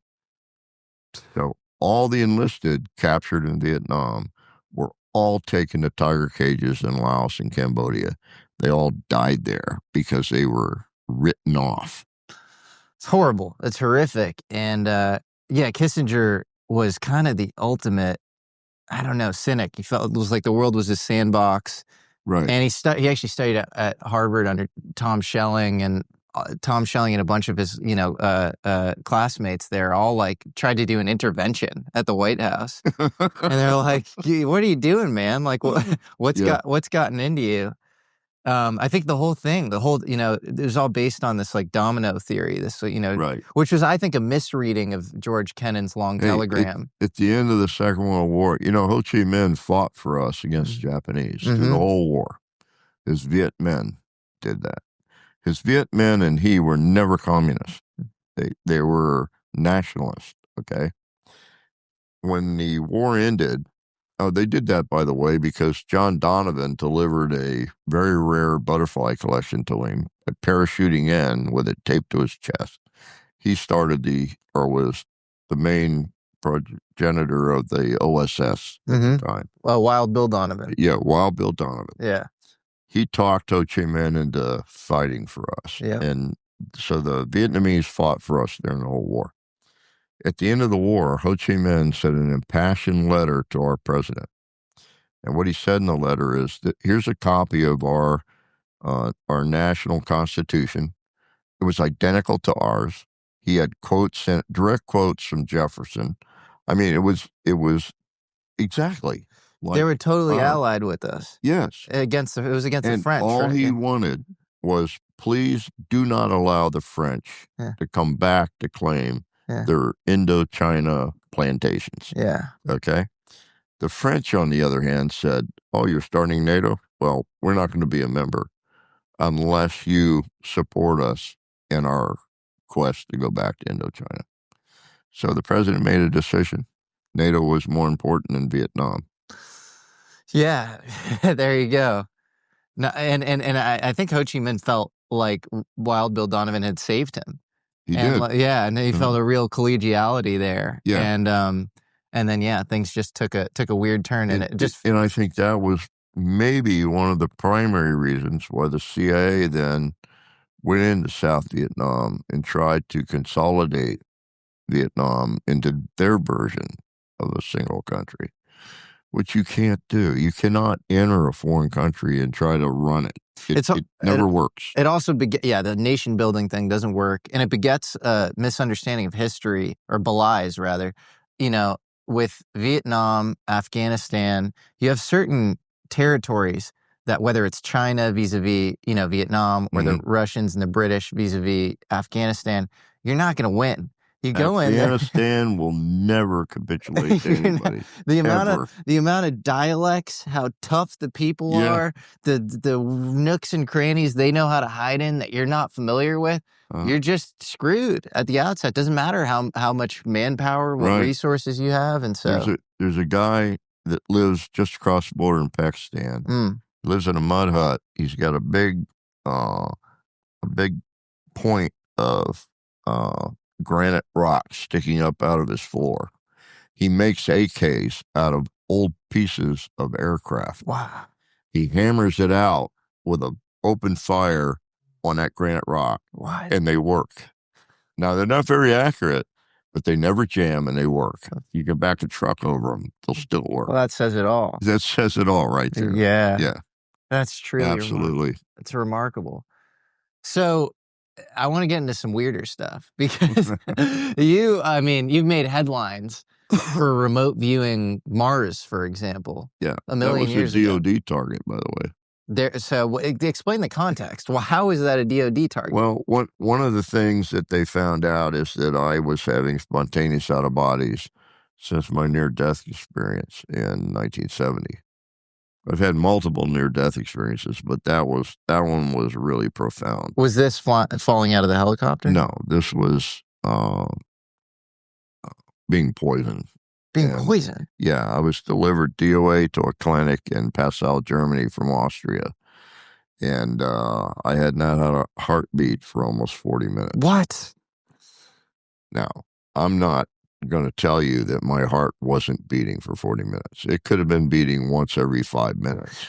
But it was enough to keep me alive, okay? Oh, my God. When I got to the clinic, the doctor there saved my life, basically. Yeah, I got transfusions, a whole bunch of stuff. But I was comatose for 20-something hours. And I suddenly sat up. I became conscious, and I sat up. And the German patient in the room with me looked at me and ran out of the room. He went out like a scalded duck. I looked at him, and I said, God's a white light. You can't die, so chill. And out the door. I found out later when I looked at him. You said God's a white light. God is a white light. Wow. You can't die. And he looked at me and freaked and ran out the door. Later, he said, when I looked at him, my eyes had turned crystal blue and I had fire coming out of them. No way. Yeah, that's what he said. So the doctor came in, and I turned to the doctor and I smiled and I said, oh, I'm still here. You know, God's a white light. You can't die. Well, he sedated me. I went back to sleep on the way driving to Munich. They took me to Munich, Germany, put me in a rest home. That's when they told my wife, my first wife, that I was still alive. For almost a week, she thought I was dead. Oh, Jesus. Yeah. Do you remember? I mean, you're coming out of this experience saying God is a white light. Yeah. You can't die. Yeah. Do you remember that as being sort of a conversion experience? Did you feel a sense of divine contact? It was so profound, I just can't tell you. When it happened, I was getting ready to eat a dinner with my wife, who they had brought to meet me. We were going to stay a weekend in this guest house. And then she was going back to quarters, and I was going back to work. I can't tell you what I was doing, but I was going back to work. And the guy that brought her was my friend that worked for me. So he brought her there. He was going to leave, and we talked him into staying and having dinner with us. And then he was going to leave, and we were going to stay there a couple of days. Well, we had before dinner drinks. When I drank part of the drink, I started feeling like I was going to projectile vomit. Oh, no. So I didn't want to be in the restaurant doing it. So I said, excuse me, and I headed for the door. And I was in a rush. When I hit the door, it was a swinging glass door. When I hit it with my hand, it was like somebody snapped their fingers. And I was standing outside on a cobblestone road with my hands out like this. And it was raining. It was like one of those soft summer rains, you know? And the rain was going through my palms. And I went, what the hell? And I looked up, and there's this figure half in and half out of the door. So I drifted over there. And that should have been a giveaway, by the way. I drifted over there, and as I was going over, my friend came out, pulled me up in his lap. Back then, there was no such thing as CPR. So he started punching me in the chest and yelling at me, breathe, you know. And every time he hit me in the chest, I was in my body in excruciating pain, looking up at his face. And I was trying to say, stop. And about the time I get the stop out, I'd be back standing on the cobblestones watching. This happened like 4 or 5 times. And then I stayed out and I watched. And he got up. My wife dropped to the pavement with me. And then he showed up with my car and put me fireman's carry into the back seat. It was a little bug, a Volkswagen bug. And they took off. And I was like, whoa, wait a minute. So I'm like zipping along beside the car. Back then, they had to go through 2 checkpoints, Austria to Germany, which meant running the checkpoint, which they did. And drove a little ways, and then went out and then back in again because they had to get to this city called Passau, which is down in the southern tip of Bavaria. And he got me to a clinic, and when they got there, it was just getting dark. Just getting dark meant it was around 7:50, 8 o'clock. He picked me out of the car, fireman's carry. He's a huge guy, and he carried me to the door of the clinic, and it was locked. And I'm standing there watching all this, and I'm like, well, that's weird. Why would they lock the door? Maybe I'm dreaming. And he started kicking the glass door, and the inner door opened, and the doctor came out with the keys. What I didn't know is in Germany, at 8 o'clock, they lock all the doors. So you go to an emergency room or clinic, you get in by ringing a bell. Well, he had me in a fireman's carry, so he's kicking the door with his foot. When the doctor came out, he was in a wheelchair. I went, oh, man, it's getting better every minute. Why would a doctor be in a wheelchair? Yeah. Well, it turns out he was partially retired, and that's how he made extra money. He flew in with a nurse at the clinic. So I watched him carry me in. He dumped me on this table in the emergency area, big bright lights overhead, and they started cutting my clothing off and sticking tubes in me and whatnot. And I got bored. I started drifting away from the table, and I felt heat on the back of my neck. And I thought, this must be the light, one of the bright lights I'm bumping up against. And when I turned around to look, I was enveloped in this extremely intense white light. Oh. It was like perfect. Did he feel love? Oh, nothing but. And I had no fear. Everything went away in terms of threat. So I'm floating in this white light, and I could see perfectly. I thought at first, this is really bright, but it didn't hurt my eyes. And I thought, oh, this is it. This is like, where I want to be. And this voice in my head said, you can't stay. You have to go back. And I started looking for something to hold on to. I didn't want to leave. And that's when I second snap of the fingers, and I sat up and looked at the German patient and told him that. Wow. So it was very profound. I stopped carrying a gun. Nobody would work with me. Why? Because they thought if they got in trouble, I couldn't do anything. And did it turn you more into a pacifist or something? No, not pacifist. There are something, I took martial arts from age 14 to a few years ago. And so I don't need a gun. I can defend myself pretty well, and, unless they have a gun. But if they have a gun, your chances of defending yourself are minimal anyway. Anyway, I just stopped. Didn't want to hurt anybody. It turns out, since nobody would work with me, I had to work alone. And working alone, everybody was terrified of doing that.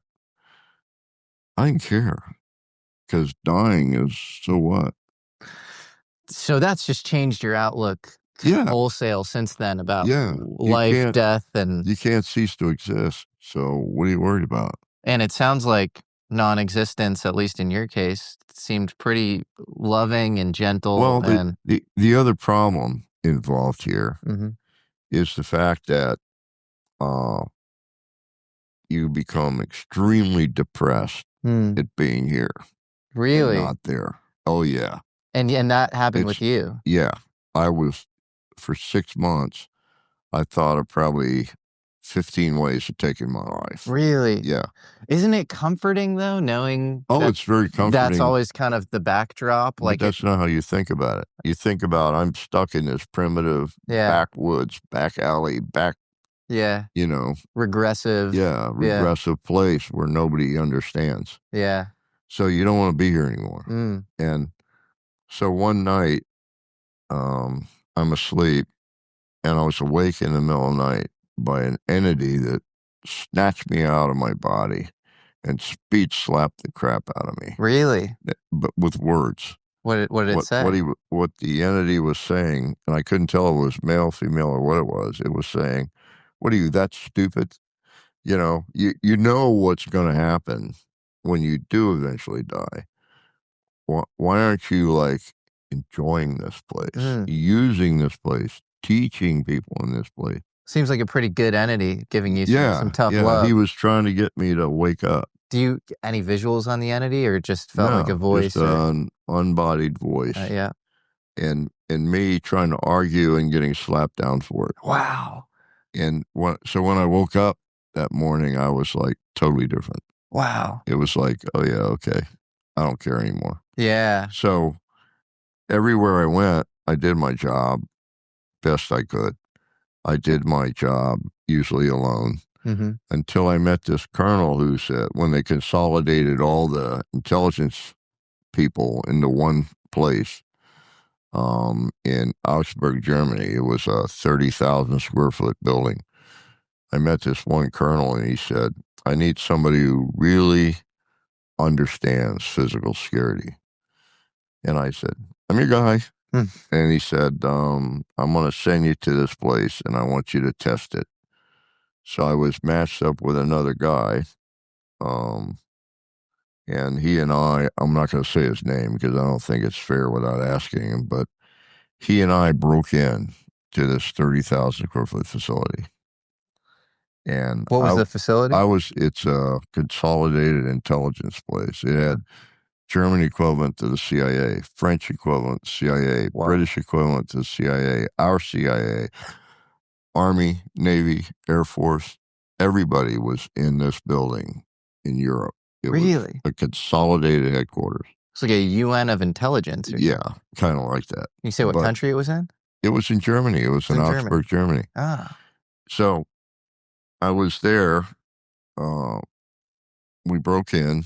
I was the detractor. I was the guy who got caught going over the fence. What they didn't know was while they were capturing me, he was going over the other fence. Okay. So I got hauled in. The MPs are very unrelenting when they capture somebody like that because I had to wait for exactly an hour watching a clock on the wall while they were trying to get me to tell them who I was, where I was from, what I was doing. And I just resisted until that time. And at that time, I identified myself and said, bring your commander in here because you guys have been screwing up big time. But why were you assigned to this in the first place? They were testing the security of the building. So it was red teaming. Yeah. Yeah. So they're testing vulnerabilities to strengthen So the guy came in and he realized who I was and he was very upset because he got written up because that's when I told him my partner's been in your building for over an hour. And he planted these cards, clip-on cards, said bomb, all over the building. And they didn't stop him. They didn't question him. They didn't do anything. He was going in and out of places, and he was wearing somebody else's badge. He took off their coat. Jesus. So the security was obviously lax. For a facility housing... That's when we got moved in there, and we were physical security for the building from then on. Okay. And there were a lot of weaknesses, and we toughened it up, and we found out there were 3 people going in and out with fake badges. Wow. And I mean, it was terrible. But this commander kept getting written up, and so he really didn't like me much. And so I spent a long time overseas working in these things. So when I finally came back, the general ordered me back to the headquarters. And I had always said, no, I'm not going back to headquarters. That's a bunch of paper pushers. I've been doing a real job overseas all this time. So I called this friend of mine in the Pentagon. And I said, can you get me reassigned? He said, let me check. And he came back and he said, man, you're in trouble. You go into the headquarters. And I said, no, I don't want to go to the headquarters. Give me something else. I don't care what it is. He said, I can't. This is like a 3-star. He's saying, you're coming to my headquarters and I don't have any choice here. So I said, what's my ALAT and DLAT scores? That's your scores for competence with a language. oh, you maxed those. I said, oh, that's great. So now I'm qualified for any language on the planet. So I said, what's the highest language need in the U.S. Army? He said, Chinese Mandarin. I said, okay. I want to learn to read it, write it, speak it. Holy cow, man. That's 2 years at Monterey immersed. And I said, I'll take it. So he cut me orders. And Monterey is the like CIA language school, right? It's not just CIA. It's all the military. Okay. Everybody in the government needs to speak a language fluently. Yep. It's 2 years and 2 months there for Mandarin to read it, write it, speak it. And the day you start, you can no longer use English. That's how you learn it quick. So I got there on a Saturday. I was unpacking my bags, and the orderly came in and said, there's some general on the phone wants to talk to you. Okay. So I went down to the orderly room, and I answered the phone, and he said, do you know who I am? He told me his name, and I said, no. His name was General Roya. Why aren't you at my headquarters? And I said, oh, the Army decided they need me to speak Mandarin. Bullshit. You will be in my office 9 o'clock Monday morning in full dress uniform, and don't let the screen door hit you in the butt. Slam the phone down. Now that's on the phone receiver. The orderly all across the room said, that sounded like an order to me. You could hear it everywhere. And so I packed my bags and went to the headquarters. So when I got there, they put me in officer's quarters, which I couldn't understand because I was an E7, sergeant first class. Monday morning, I showed up in his office, reported as I was supposed to at 9 o'clock in the morning. And all these people came in the office, and he said, I'm going to make you a warrant officer. I went, wow, because I was always complaining because I could never get my warrant packet out the door. Well, he made that decision. So they pinned warrant bars on me, and he said, I'm putting you in charge of your military occupation, especially for the world. And I said, I can't do the job. And he said, what? And I said, I can't do the job. There's 28 chief warrant officers that will be working for a warrant officer. They're not going to do what I tell them. You know, there's a year probation as a warrant officer. He said, he turned to his secretary, he says, can I promote him? She said, you can do anything you want, General. He said, take those pins off. He made me a chief warrant right there. Wow. So he says, I can't get them to do what you tell them. That's up to you. But you're in charge. Your desk is in the office above mine. So that's where I was working when he found out that he had this thing called Gondola Wish starting at Fort Meade. And he was nervous about it because he didn't understand it. He called it a hinky project. So he said, I want you to go to Stanford Research Institute and find out all you can about it, and then come back and brief me. And that's when I went and did these 6 remote viewings. Interesting. Yeah. So you were almost doing it on behalf of this general. Yeah, I was just collecting information. You were collecting information, and then you ended up actually a part of the program. And then when I came back, he said, I went down to his office and my desk was empty. Yeah. All my stuff was gone. Yeah. I said, what happened? He said, I'm going to have to assign you to Fort Meade for this project. Wow. And it's like, oh, please don't do that. Mm-hmm. Joe, what happened on Mars a million years ago? What did it look like? Set the scene for us. Well, going back to that, DOD decided, since I had spontaneous out-of-bodies, that I should try to learn how to control them, to see whether I could collect intelligence doing that too. So they hired Bob Monroe to help me with that, because he's the guy, Journeys Out of the Body guy. So they actually paid him to train me. So every Thursday night, I would leave right after I finished the remote viewings. I would drive down to the institute here in this town. And crash. I get there about 11. And then early in the morning on Friday, I would start working in the lab with Bob. We worked there Friday, Saturday, Sunday. And I go to bed Sunday night, and I get up at 4 a.m. or whatever and drive back to Fort Meade and do remote viewing. So I did that for a long time, many months. And so I was being trained in that when I was taking a nap. It was a Saturday evening. I'd been working for 2 days with Bob, so I was tired. So he was doing some kind of work in the lab, and I was taking a nap in the isolation chamber we have in the lab. And he woke me up. He said, I have some people here from DOD. They brought a target. And I said, oh, really? He said, yeah, I have the envelope in my shirt pocket. They gave him a sealed envelope. He folded over, put it in his shirt pocket. And I have a card here with GPS locations. So I'll read them to you and you tell me what's there. So the first GPS location he read was a huge pyramid. And I said, right away, I said, this must be a new discovery because it's huge. It's way bigger than the one at Giza. And it's got monster rooms inside, which is not making any sense to me at all. That's okay. Just report on what you're seeing. So I did that. So I went through 6 of the 7 targets, and whatever was there, I described it. And it turns out everything I described was there. And I came out of there. I couldn't do the 7th because I was exhausted, so I stopped.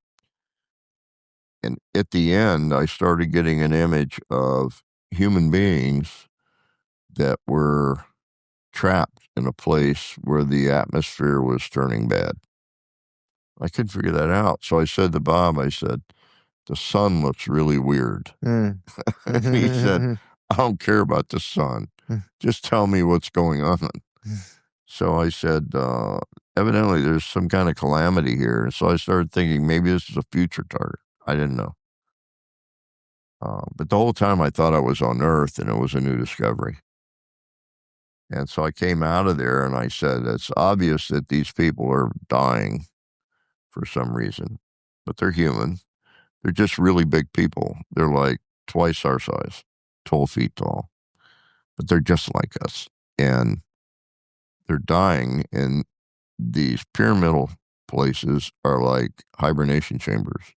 They're trying to survive until somebody comes to save them. And he says, well, what is this target? Is this like a new discovery or something? And the guy from DOD said, Bob Monroe has the target in his pocket. So I pulled it out of my shirt pocket, opened it up, it said Mars, 1 million BC, which made me angry. And I'll tell you why. I hate doing a target where I cannot prove ground truth, because then I don't know if it's real or I'm inventing it. It doesn't do me any good. And I can't actually sit there and say, this is exactly 100% correct. It's unfalsifiable. Yeah, unfalsifiable, but unprovable. So it made me angry. So I said, give me the card. I took the card and the envelope, put it in my shirt pocket. I said, the next time I'm at JPL, Jet Propulsion Lab in California, I'm going to find out where they have negatives of these locations and get them. And Bob said, they'll never give that to you. And I said, they damn well better, because we pay for all those pictures with our taxes. Yep. They can't classify those pictures because they're in space. So next time I was in California, I went to JPL, and they have a big counter where you go in and buy pictures of space. So I went up to the counter, and the guy said, how can I help you? And I said, I have this card here, and I handed it to him. And he looked at it, and I said, I'd like to see the 4x4 negatives for those locations on that card. And he went, oh, this is the old city on Mars. And he turned around, pulled a drawer open, and gave me a packet, had all the negatives inside. So they're in my book, Mind Trek. Wow. Yeah. So what do the negatives show? It shows exactly what I described. It shows pyramids? It shows a big pyramid. It shows an old fort. It shows a wall that's collapsed. On Mars? And yeah. Can I see them? Yeah. I'll get a copy of my book downstairs, bring it up and show it to you. I mean. Wow, that's but amazing. That's not the coolest thing. That's so cool, though. You're saying that you remote viewed a pyramid on Mars 1 million years ago, and we found, how do we have imagery of that? They're mapping Mars. But that's not the coolest thing. So it's negative images of those locations now on Mars. Yeah, and you can see the pyramids. They're heavily worn. They're just much damage to them. But it's clear they're pyramids. Yeah. That look like they were man-made. Yeah. In fact, why do they look like they're man-made? Well, I'll give you the reason why I know they're man-made. Okay. There's an impact crater, mm-hmm. and on the side of the impact crater is a triangular piece of land. Yeah. That obviously has been constructed there. Mm-hmm. And in the center of that is a four-sided pyramid. Mm-hmm. Now, here's the cool part. You know the place of the camera, which is circling Mars. You know exactly where it is when I took that picture. You know where the sun is in relationship. So you know by the shadow, you can compute the size of the impact crater and its sides by the shadow of the sides. Mm-hmm. The side shadow in this particular case was 1/4 of an inch. Mm-hmm. That 1/4 of an inch represents about 3,000 feet. So the impact crater walls are 3,000 feet high. That four-sided pyramid on that little triangle piece of land on the edge of the impact crater has got a shadow 2.5 inches long. Now tell me how tall that is. That's not a pyramid, that's a shard. And it's thousands of feet tall. And I actually asked the guy at JPL, I went many times at JPL, Uh-huh. I said, what the hell is that? I don't know. Best guess is it grew there. And I said, you're out your mind. If it was an impact crater that occurred after it was there, it would have blown it away. I think it was from an atom. It was put there after the impact crater. The shard was put there after the impact crater. By who? So you tell, right. What? Exactly. And what would I'm even trying to think of what the purpose of the shard would be. Oh, no. That's fascinating. Do you have images of that? Yeah. But here's the thing. Okay? This is awesome. I went out of my way to get a hold of other negatives. Mm-hmm. And each negative is probably 50 by 50 miles on Mars. Mm-hmm. So you have to look at that negative over a long period of time, line by line by line. I have probably somewhere in the neighborhood of 60-something photographs of things on Mars that are clearly alien. Really? Yeah. Like what else? Okay, before we look at the evidence that Joe has, let's set the scene here on the possibilities of life on Mars. A question with a long history and numerous theories. More than 100 years ago, American astronomer Percival Lowell suggested that certain features that were being observed on Mars were not natural. Back then, in the late 19th century, the idea that Mars had seasons, vegetation, flowing water, even large rivers was kind of popular. We had to speculate because we had no way of knowing otherwise. A lot of this speculation was fueled by dark areas and irregular-looking patterns observed on Mars. But Lowell went as far as to claim that parts of these dark areas and patterns were purposefully built irrigation systems designed by a Martian civilization. These theories were contested well into the 20th century, but the question of trees, lakes, and Martians was eventually put to rest when the Mariner 4 space probe photographed the planet up close in 1965. These photos revealed an inactive planet, barren and apparently lifeless, although there seemed to be clear evidence of water having existed in the past, with extinct riverbeds and basin-like formations. And therefore the question remained, if there was no sign of life currently visible on the planet today, could it still have existed in the past? Perhaps due to the presence of a technologically advanced civilization. In the mid-1970s, the Viking orbiters sent back an image that caused quite a stir. A mile-long structure that resembled a human face staring out into space.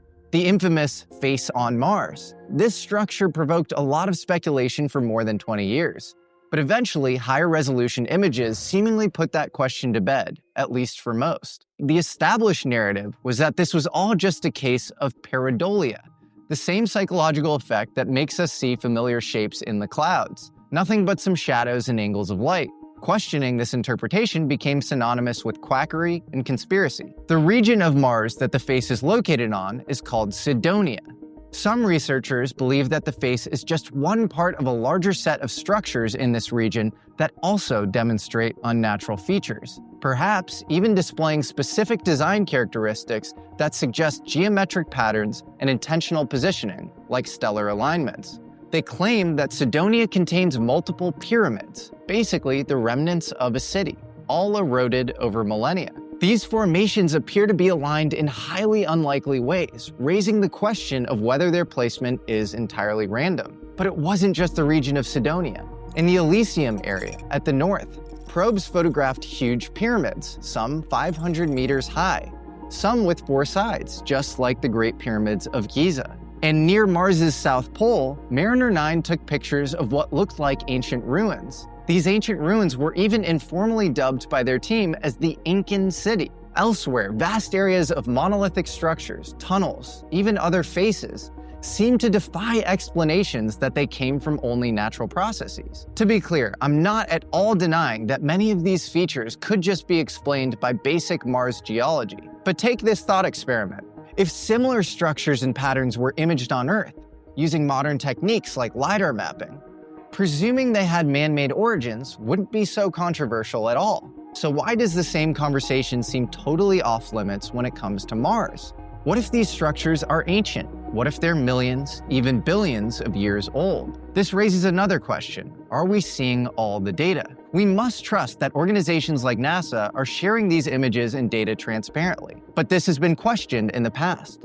For instance, Stanley McDaniel, a professor emeritus at Sonoma State University, wrote a 200-page book about NASA's failure to properly investigate the structures on Mars, and questioning why that was the case. Richard Hoagland made similar claims in, admittedly, his very controversial book, Dark Mission: The Secret History of NASA. Which brings us to the most recent chapter in this story.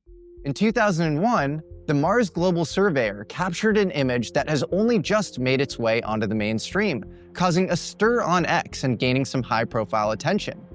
The image shows a square structure with clear right angles, possibly spanning several kilometers per side. The geometry suggests a high potential that this could be an engineered structure. Of course, the square on Mars is being explained away by skeptics as a natural geological structure. And it might be, but the point really is that we don't know. Moreover, we've only imaged a tiny fraction of the Martian surface in significant detail.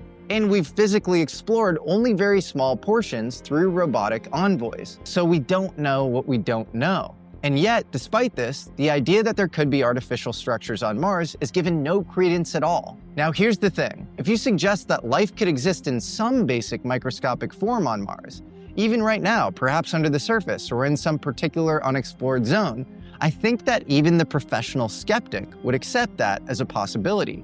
Even President Trump openly floated the idea that life once existed or still exists on the red planet. There's no reason not to think that Mars and all these planets don't have life, And there is plenty of evidence to suggest this to be a distinct possibility. In 2003, methane was detected in the Martian atmosphere, an organic molecule usually seen as a marker of life. Its source is still debated, but it could be that microbial life exists somewhere below the surface of Mars. In 2015, researchers stunned the world when they claimed to have finally found definitive evidence of salty liquid water flowing on the surface of Mars in the summer months. Moving water has long been considered a crucial marker for the possibility of evolution to occur like it did on Earth. Another presumption was that life could not have survived on the surface of Mars because it's always lacked a global magnetic field, or a magnetosphere.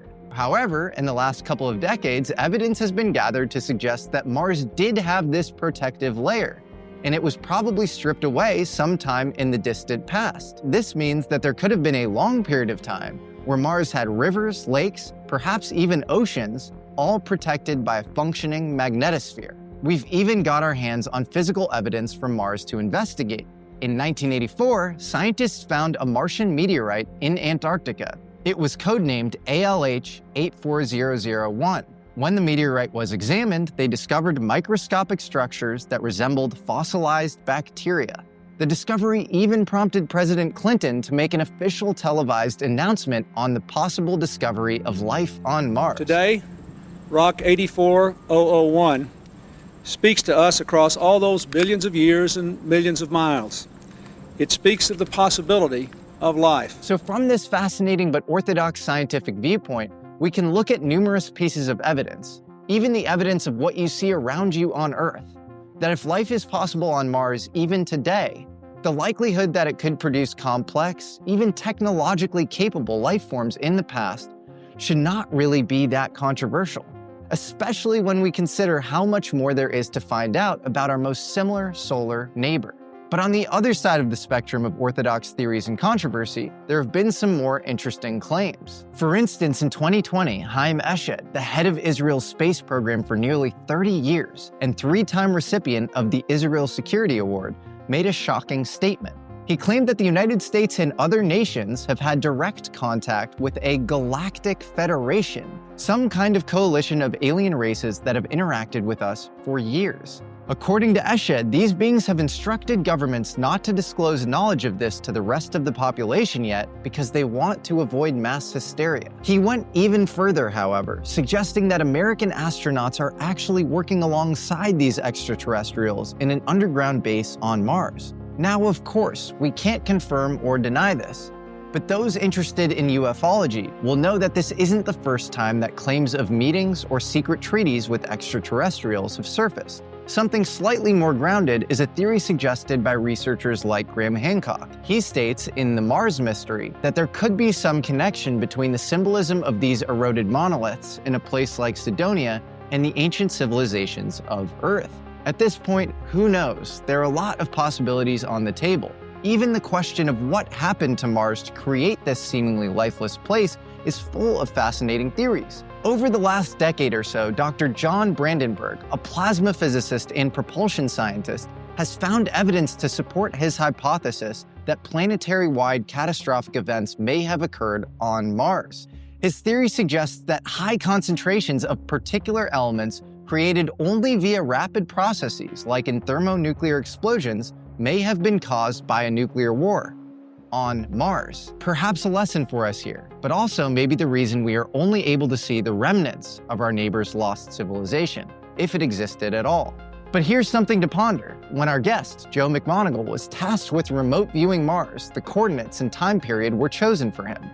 The full transcript of the session has been declassified. You can read it for yourself. Now you have to ask yourself, was this just a random exercise? Or were those specific geographic coordinates already known to be significant? And who were the parties who requested the information that had provided the coordinates to the top remote viewer in the country?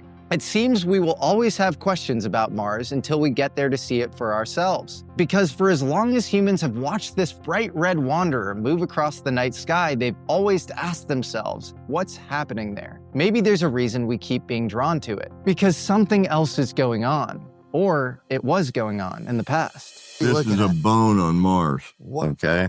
That's on Mars. That's on Mars. That's a bone. What? Yeah. It certainly isn't a stone. That does not look like a stone. And you got these from JPL? Yeah. Really? Come right off a negative of Mars in their mapping series. See these little buildings? One there, one there. Here's 3 in a row. Buildings? Yeah. This is on Mars. Here's a building over here. Is it a picture from a rover or is it a picture from a telescope or? It's a picture from a mapping. Here's a curlicue. It's a picture from a mapping satellite. That's a satellite making maps of Mars. Wow. That is a non-natural edge. You don't get a 30-mile edge like that. Wow. By nature. That's a sheer cliff. How long is that? 30 miles. 30 miles. Now I'll show you where it comes from. Here it is. So that's that edge. That's just a deep chasm. That's a perfectly straight edge. It comes out of right here and goes straight as an arrow all the way across and then fades into the ground there. Here's a cavern, and it's got all this like wire stuff on the top. So that's a subterranean cavern? That's a subterranean cavern. You cannot see into it, but it's very deep. And there's wiring? That's wiring. Here's the interesting part. When we first caught this on Mars, there was a bright red light right here. That's gone out since we caught it. I actually have a photo of the light. What? Yeah, What do you think? Bright red light. What do you think the light was? Well, that almost implies that there's something there now. Yeah. Let me show you something else. So there are people at JPL who definitively think. There you go. Is that real? That's real. That's 3 feet long and that big around. And it's got buttons on it and a rotating thing that here. was taken on Mars. That's laying on Mars, man. And if you sent that to like a NASA photo instrumentation specialist, they wouldn't be able to debunk it. What they do is they say, bullshit, that's not off of Mars. Well, I have the negative. You have the negative. Yeah. So they can say whatever the hell they want. And you can back it up with these JPL guys. Yeah. Wow. So I will send you that. Thank you. Okay, and I'll send you something else very similar. Joe, I appreciate it, man. This is amazing. Not a problem. So JPL is just sitting on these. Yeah, but you got to understand something. You got to know exactly what negative you're asking for to get the picture. Why would they hide this information? They're not hiding it. They're just not talking about it. But it's so mind-blowing and important. I mean, the other interesting thing I'm just thinking as you're saying all of this is that it's been hypothesized even by conventional science that at one point habitable life existed on Mars and it was stripped of its magnetosphere, maybe due to an asteroid impact. Because it was moved. Something passed through our solar system and took inner area planets and moved them to outer areas, outer rim. And what do you think? Outer rim planets were moved to inner rim. What do you think? What do you think moved through our solar system? Some big object passed through our solar system that did that with its gravity field. Yeah. Okay. It probably stripped the atmosphere off Mars at the same time. It's impossible to know now. It could be a wild planet out there doing an elliptical orbit that takes 20,000 years. Any other alien artifacts that you saw in these negatives? Sure. What else? I'm not going to go there because this is all going in a book. But I got to tell you this. In my opinion, this is just my opinion. Yeah. I think sufficient evidence exists that we, in fact, might be aliens. And what is that evidence? That evidence is the way we treat our planet. Not well. All we do is take. We're the only animals on this planet that has no respect for our nest. So you think we were imported here? I think this is where we came, maybe from Mars. So maybe some remnant survivors of that cataclysm or something, or explorers, maybe before the cataclysm came here? I think there were people that got stuck on Mars and tried to survive by hibernating. I think elements of people on Mars went all different directions looking for help or another place they could go, and I think some of the people wound up here. Now, what happens when you jump to another planet, you leave all your industry behind. So the only thing you have that's advanced technology is the ship. You cannibalize the ship till you've used every single part on it for something. When you run out of that, you slowly devolve back to sticks and stones. And the reason why is you can't just build a manufacturing plant. You have to start at the very base, work your way forward, develop leisure time, all the skill sets necessary, and go through all the steps to eventually build a manufacturing plant. You wrote a fantastic book that I recommend everybody read called The Ultimate Time Machine. Yeah. you hypothesize something very interesting about how the pyramids of Giza were built, which is a subject of endless speculation because people don't think that with prosaic, conventional, civil engineering techniques, we can actually build the pyramid. So what do you think? We might have poured the stones next to them and poured them. What does that mean? Poured the stones? Over a long period of time, concrete turns to stone. When they build a skyscraper or a house with poured concrete, the first 25 years you live in a house, that concrete is not hard. It's hardening. It takes 100 years for concrete to harden completely. Once it hardens, it then starts converting to stone. 10,000, 20,000 years later, it's rock. And if you test it, it's rock. And you may say, that looks an awful lot like granite. But it may be that it was actually mixed and poured at the time it was set. Interesting. Okay. So there are places where the stones look like pillows that were put in place. They wrap around other deformations and look like they literally were made out of clay and then put in place and then got hard. So that implies, hardening process, basically. Yeah. That's fascinating. It would explain the megatonnage because you can't really carry that in solid form.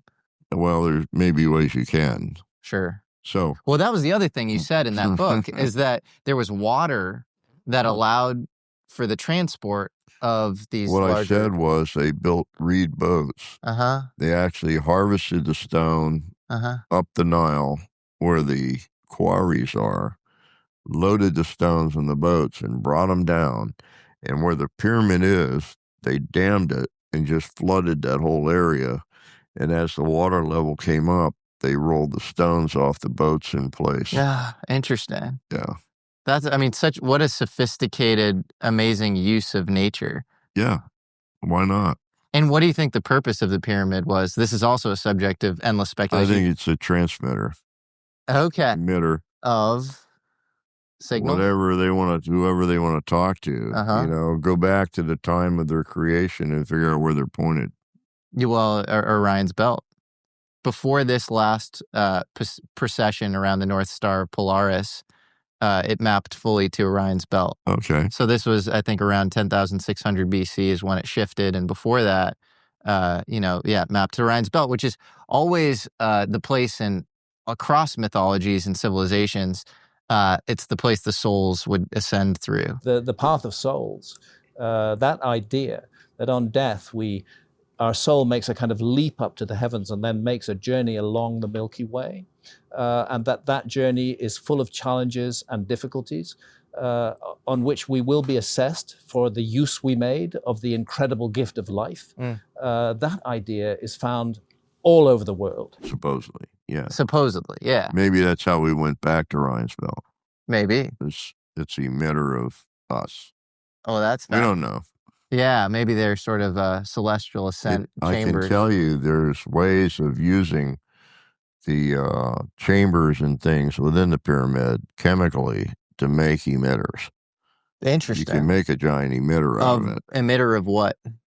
Everything from light to whatever you want to emit, frequency-wise. That's so fascinating. Have you ever remote viewed the crucifixion? No. I unfortunately cannot pick my targets because then I would know what I'm looking at.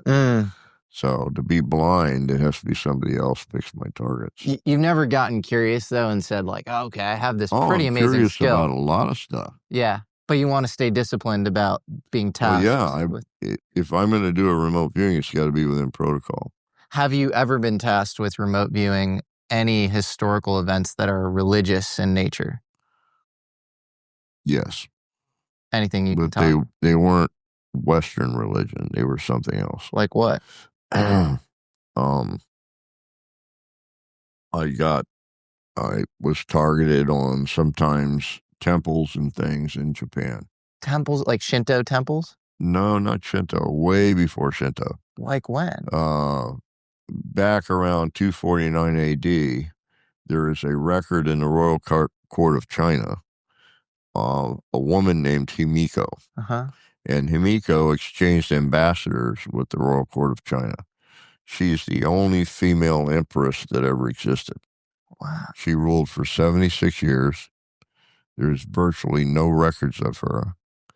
And she ruled in peace. Uh-huh.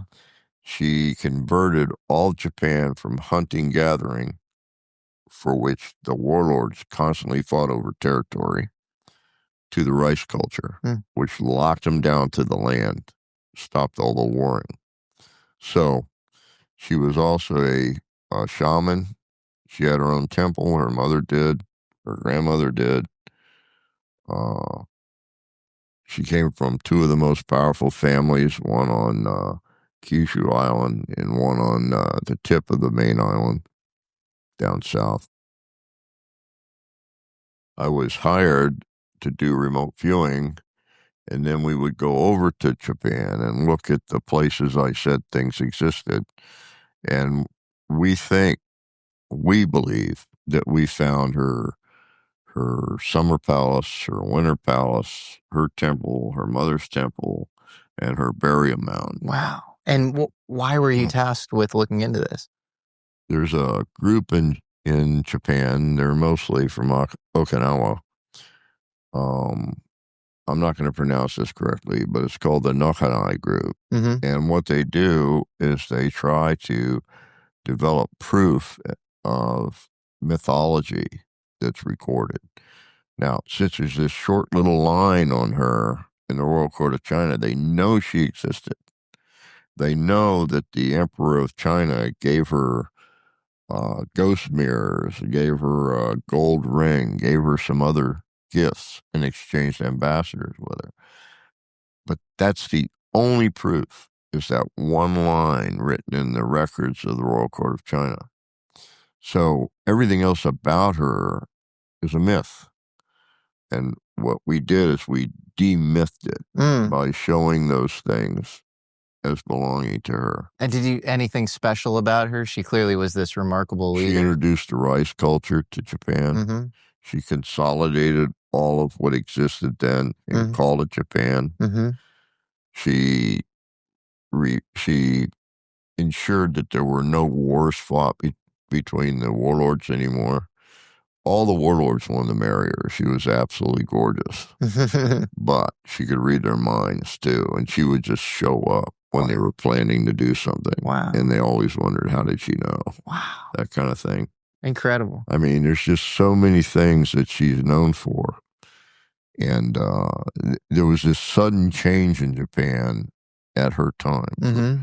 So there's about 70 years of total peace there where that was allowed to happen. Your aforementioned colleague, Ingo Swann, wrote a book called Penetration. Yeah. And it's one of the weirdest books I've ever read in my life. Yeah. Where he talks about doing his normal remote viewing work, and then he is approached by a guy named Axelrod. Right. And it's a guy in a suit, and he's very mysterious. He blindfolds Ingo. Ingo goes to some deep underground location, and they see a UFO together, and then he's told to remote view the dark side of the moon, and he sees an alien base on the dark side of the moon. And then he says some really interesting, he ends the book around theory, and he says that there's space side and there's earth side, and they're almost alien spaces, and they're earthly, man and woman spaces, human spaces. And what do you make of all of this? Well, I knew Ingo really well. Mm-hmm. And I will tell you that when he was writing a book, he always talked about it. He would come into the lab and he would say, this is where I went the last couple of days. This is how I'm writing, and this is what I wrote. And he even let some people read part of the manuscript. He was very clear about what he was doing, and he talked about it a lot before it was published. Penetration came right out of the clear blue. Never spoke a word of it. It just suddenly appeared. I think he's playing a game. Really? Personally, yeah. What was the game? He wants to see how far he can take people. Interesting. Maybe. I don't know. I think he was messing I with have no idea, but I can tell you that he never wanted to discuss it. He said, read the book. That's all he ever said. Well, he would say things like, I was at the groceries doing, buying fruit or whatever in the produce aisle, and I see an alien on Earth, and I know she's an alien, and she realizes that I recognize her, and she's ravishing or something. It's just so strange. It's like, it is strange. So you think he was sort of playing a game? Playing a game. Yeah. That's interesting. Playing a game. That's my feeling. Mm-hmm. But then we were eating dinner one night, and he said, I finally figured you out, Joe. And I said, you did? What did you figure out? He said that you're an iconoclastic son of a bitch. And I said, geez, Ingo, I didn't know you cared. And that night, when we got back to the motel, our 2 rooms were side by side. When he put his key in his lock, I put my key in my lock. We turned the locks, and he went into his room, and I pretended to go in mine. Backed out, locked the door, and ran down to the office. And I said, do you have a thesaurus or a dictionary? She said, why? And I said, I don't know what iconoclastic means.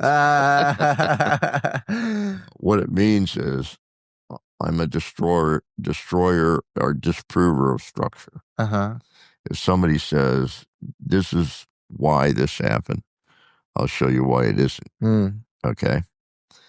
I don't buy anything. And unless I have evaluated it myself, gone through all the jumps and, checked everything. And then I might say, in all probability, this is true.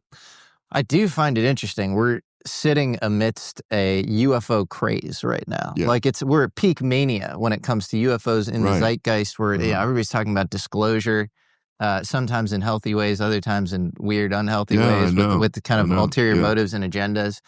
And a lot of the early interest in UFOs did come out of the remote viewing community.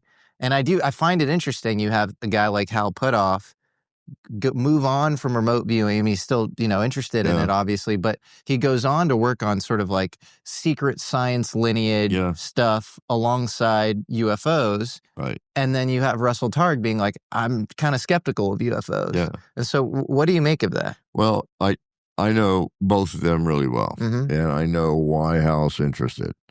I also know Jacques Vallée for a long time. Yep. I know him really well. Almost everybody, I knew John Mack. You knew John Mack? I was in England when he was there, and I sat at the table with him, and we talked about some stuff. When he died? That day he died, yes. Jesus. He remembered a paper in his hotel, and he went back to get it and looked the wrong way when he stepped off the curb. Are you conspiratorial about that? No. Okay. No, it was an honest accident. Americans looked the other way, and the cab killed him that was doing 50 miles an hour. Yeah. So if he had looked the right way, he would have seen that they drive on the wrong side of the road. Right. So, but I know all these people, and I know they have an honest interest in the reality of, is it or is it not? Okay. That's fine. And I'm agreeing with them. There's a guy named Ryan Wood that I know really well. I knew his father even better. Bob Wood. Yeah, Bob Wood. And I went to a number of crash sites with him, which all turned out to be our planes. Really? Yes. Well, he doesn't think that, Ryan. No, he does about some of them, because we found evidence of it, and we talked to people who were actually there. They're in their 80s. But he wouldn't say Roswell or Kecksburg was No. Yeah. I'm talking about the ones that I was with him on. Yeah. He's gone to a lot of sites. Sure, yeah. I only went to 2 or 3 with him. You wrote a great book about all this. Yeah. So, there's a lot about that. And now I've had UFOs shown to me in blow-up photographs by some of those people. You told me that. You told me Jacques Vallée showed you a photo of a UFO coming out of a lake. Yeah. Yeah. And he kept saying to me, check it out. I checked it out. He said, did you see what I'm seeing? I said, what? He said, look at it. I looked at it. And I finally said, maybe I'm not seeing what you're seeing. And you didn't see the UFO said, in the lake? No, I saw the UFO. Ah. He said, look at the cows. Every cow in that picture was looking at the UFO. So I want to see this photo. The pilot never saw it. I'm going to call Jacques. It flew right in front of his plane. The pilot never saw it. Oh. So there's plenty of evidence of UFOs. So there probably are. What do you think the UFOs are? It could be alien, might not be. The problem I have is when people say the Greys are aliens. No, they're not. They're robots. That's what the smartest people I know say, is that they're sort of droid-like robots. They are. So because they're single-minded. They have a function. They do their function, and that's it. And the function is sort of this cold DNA. Implantation, genetic collection, gamete collection. Right. And why are they doing that? And they say, oh, they look like this, but they have no nose and no mouth. Well, of course not. They're robotic. Who are they doing that collection on behalf of? Maybe the people that sent them here.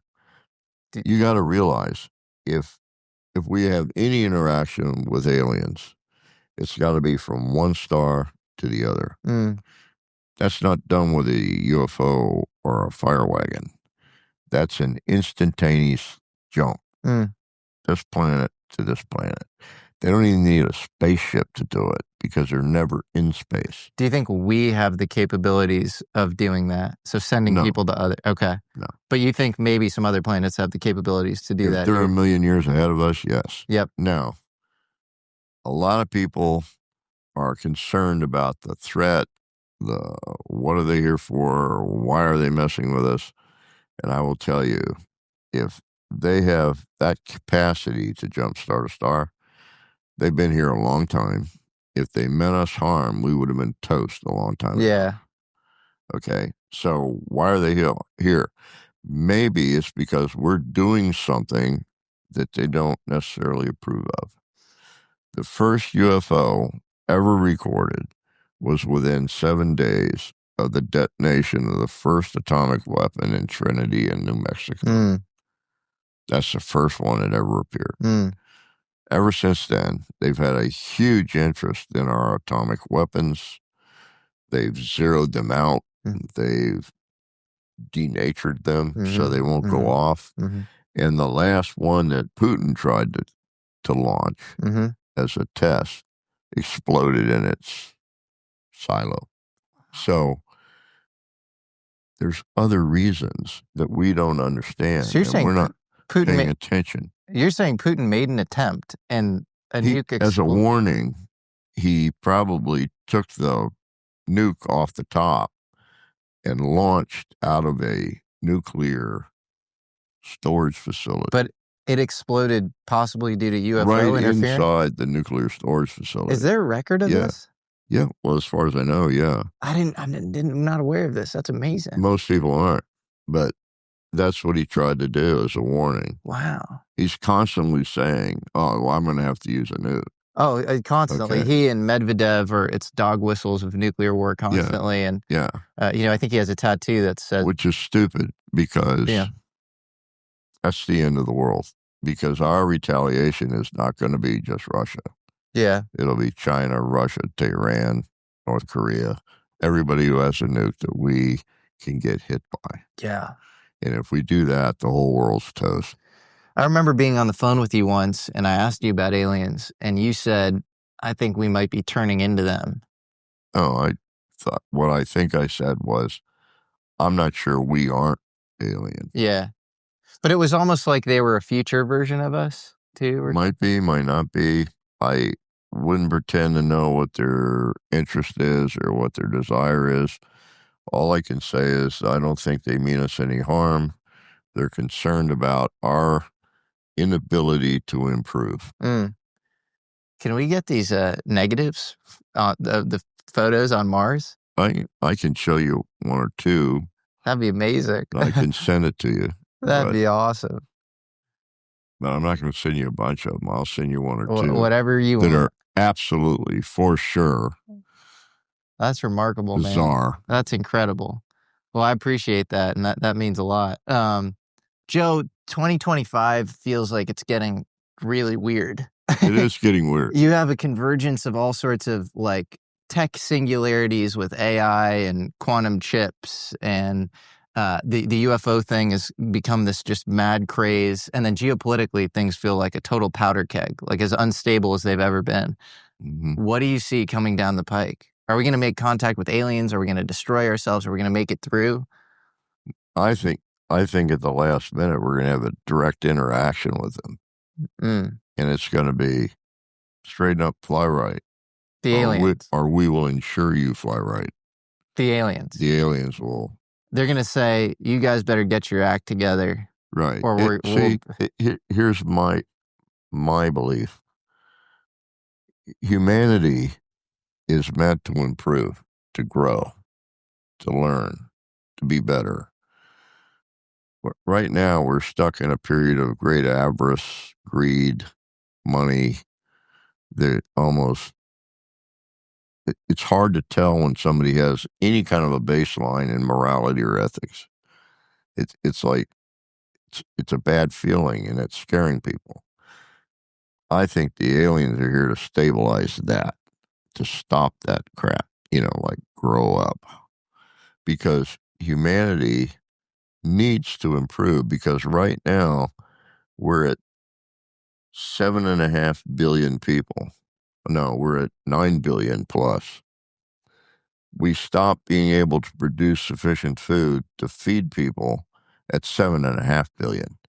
I don't know, you probably weren't old enough to remember a time when the poor could go to a place and buy excess food from the government for virtually nothing.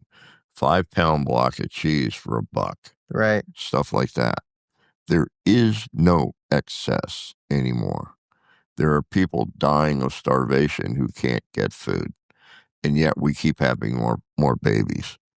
The reason for the increase in population has to do with the old people. In order to be cared for in most countries where they have no retirement, no care about the people, nothing at all to do with the people that get old, they rely on their families to take care of them, to protect them. If they have 8 children, they have a possible chance of survival at an old age. Even if they lose half their kids to disease or whatever, those remaining 4 or 5 kids will take care of them in their old age. They won't starve to death or die ugly. The problem is that's not good, because we keep increasing the numbers. The way it should be, governments exist because the people want them. The people design governments to support them.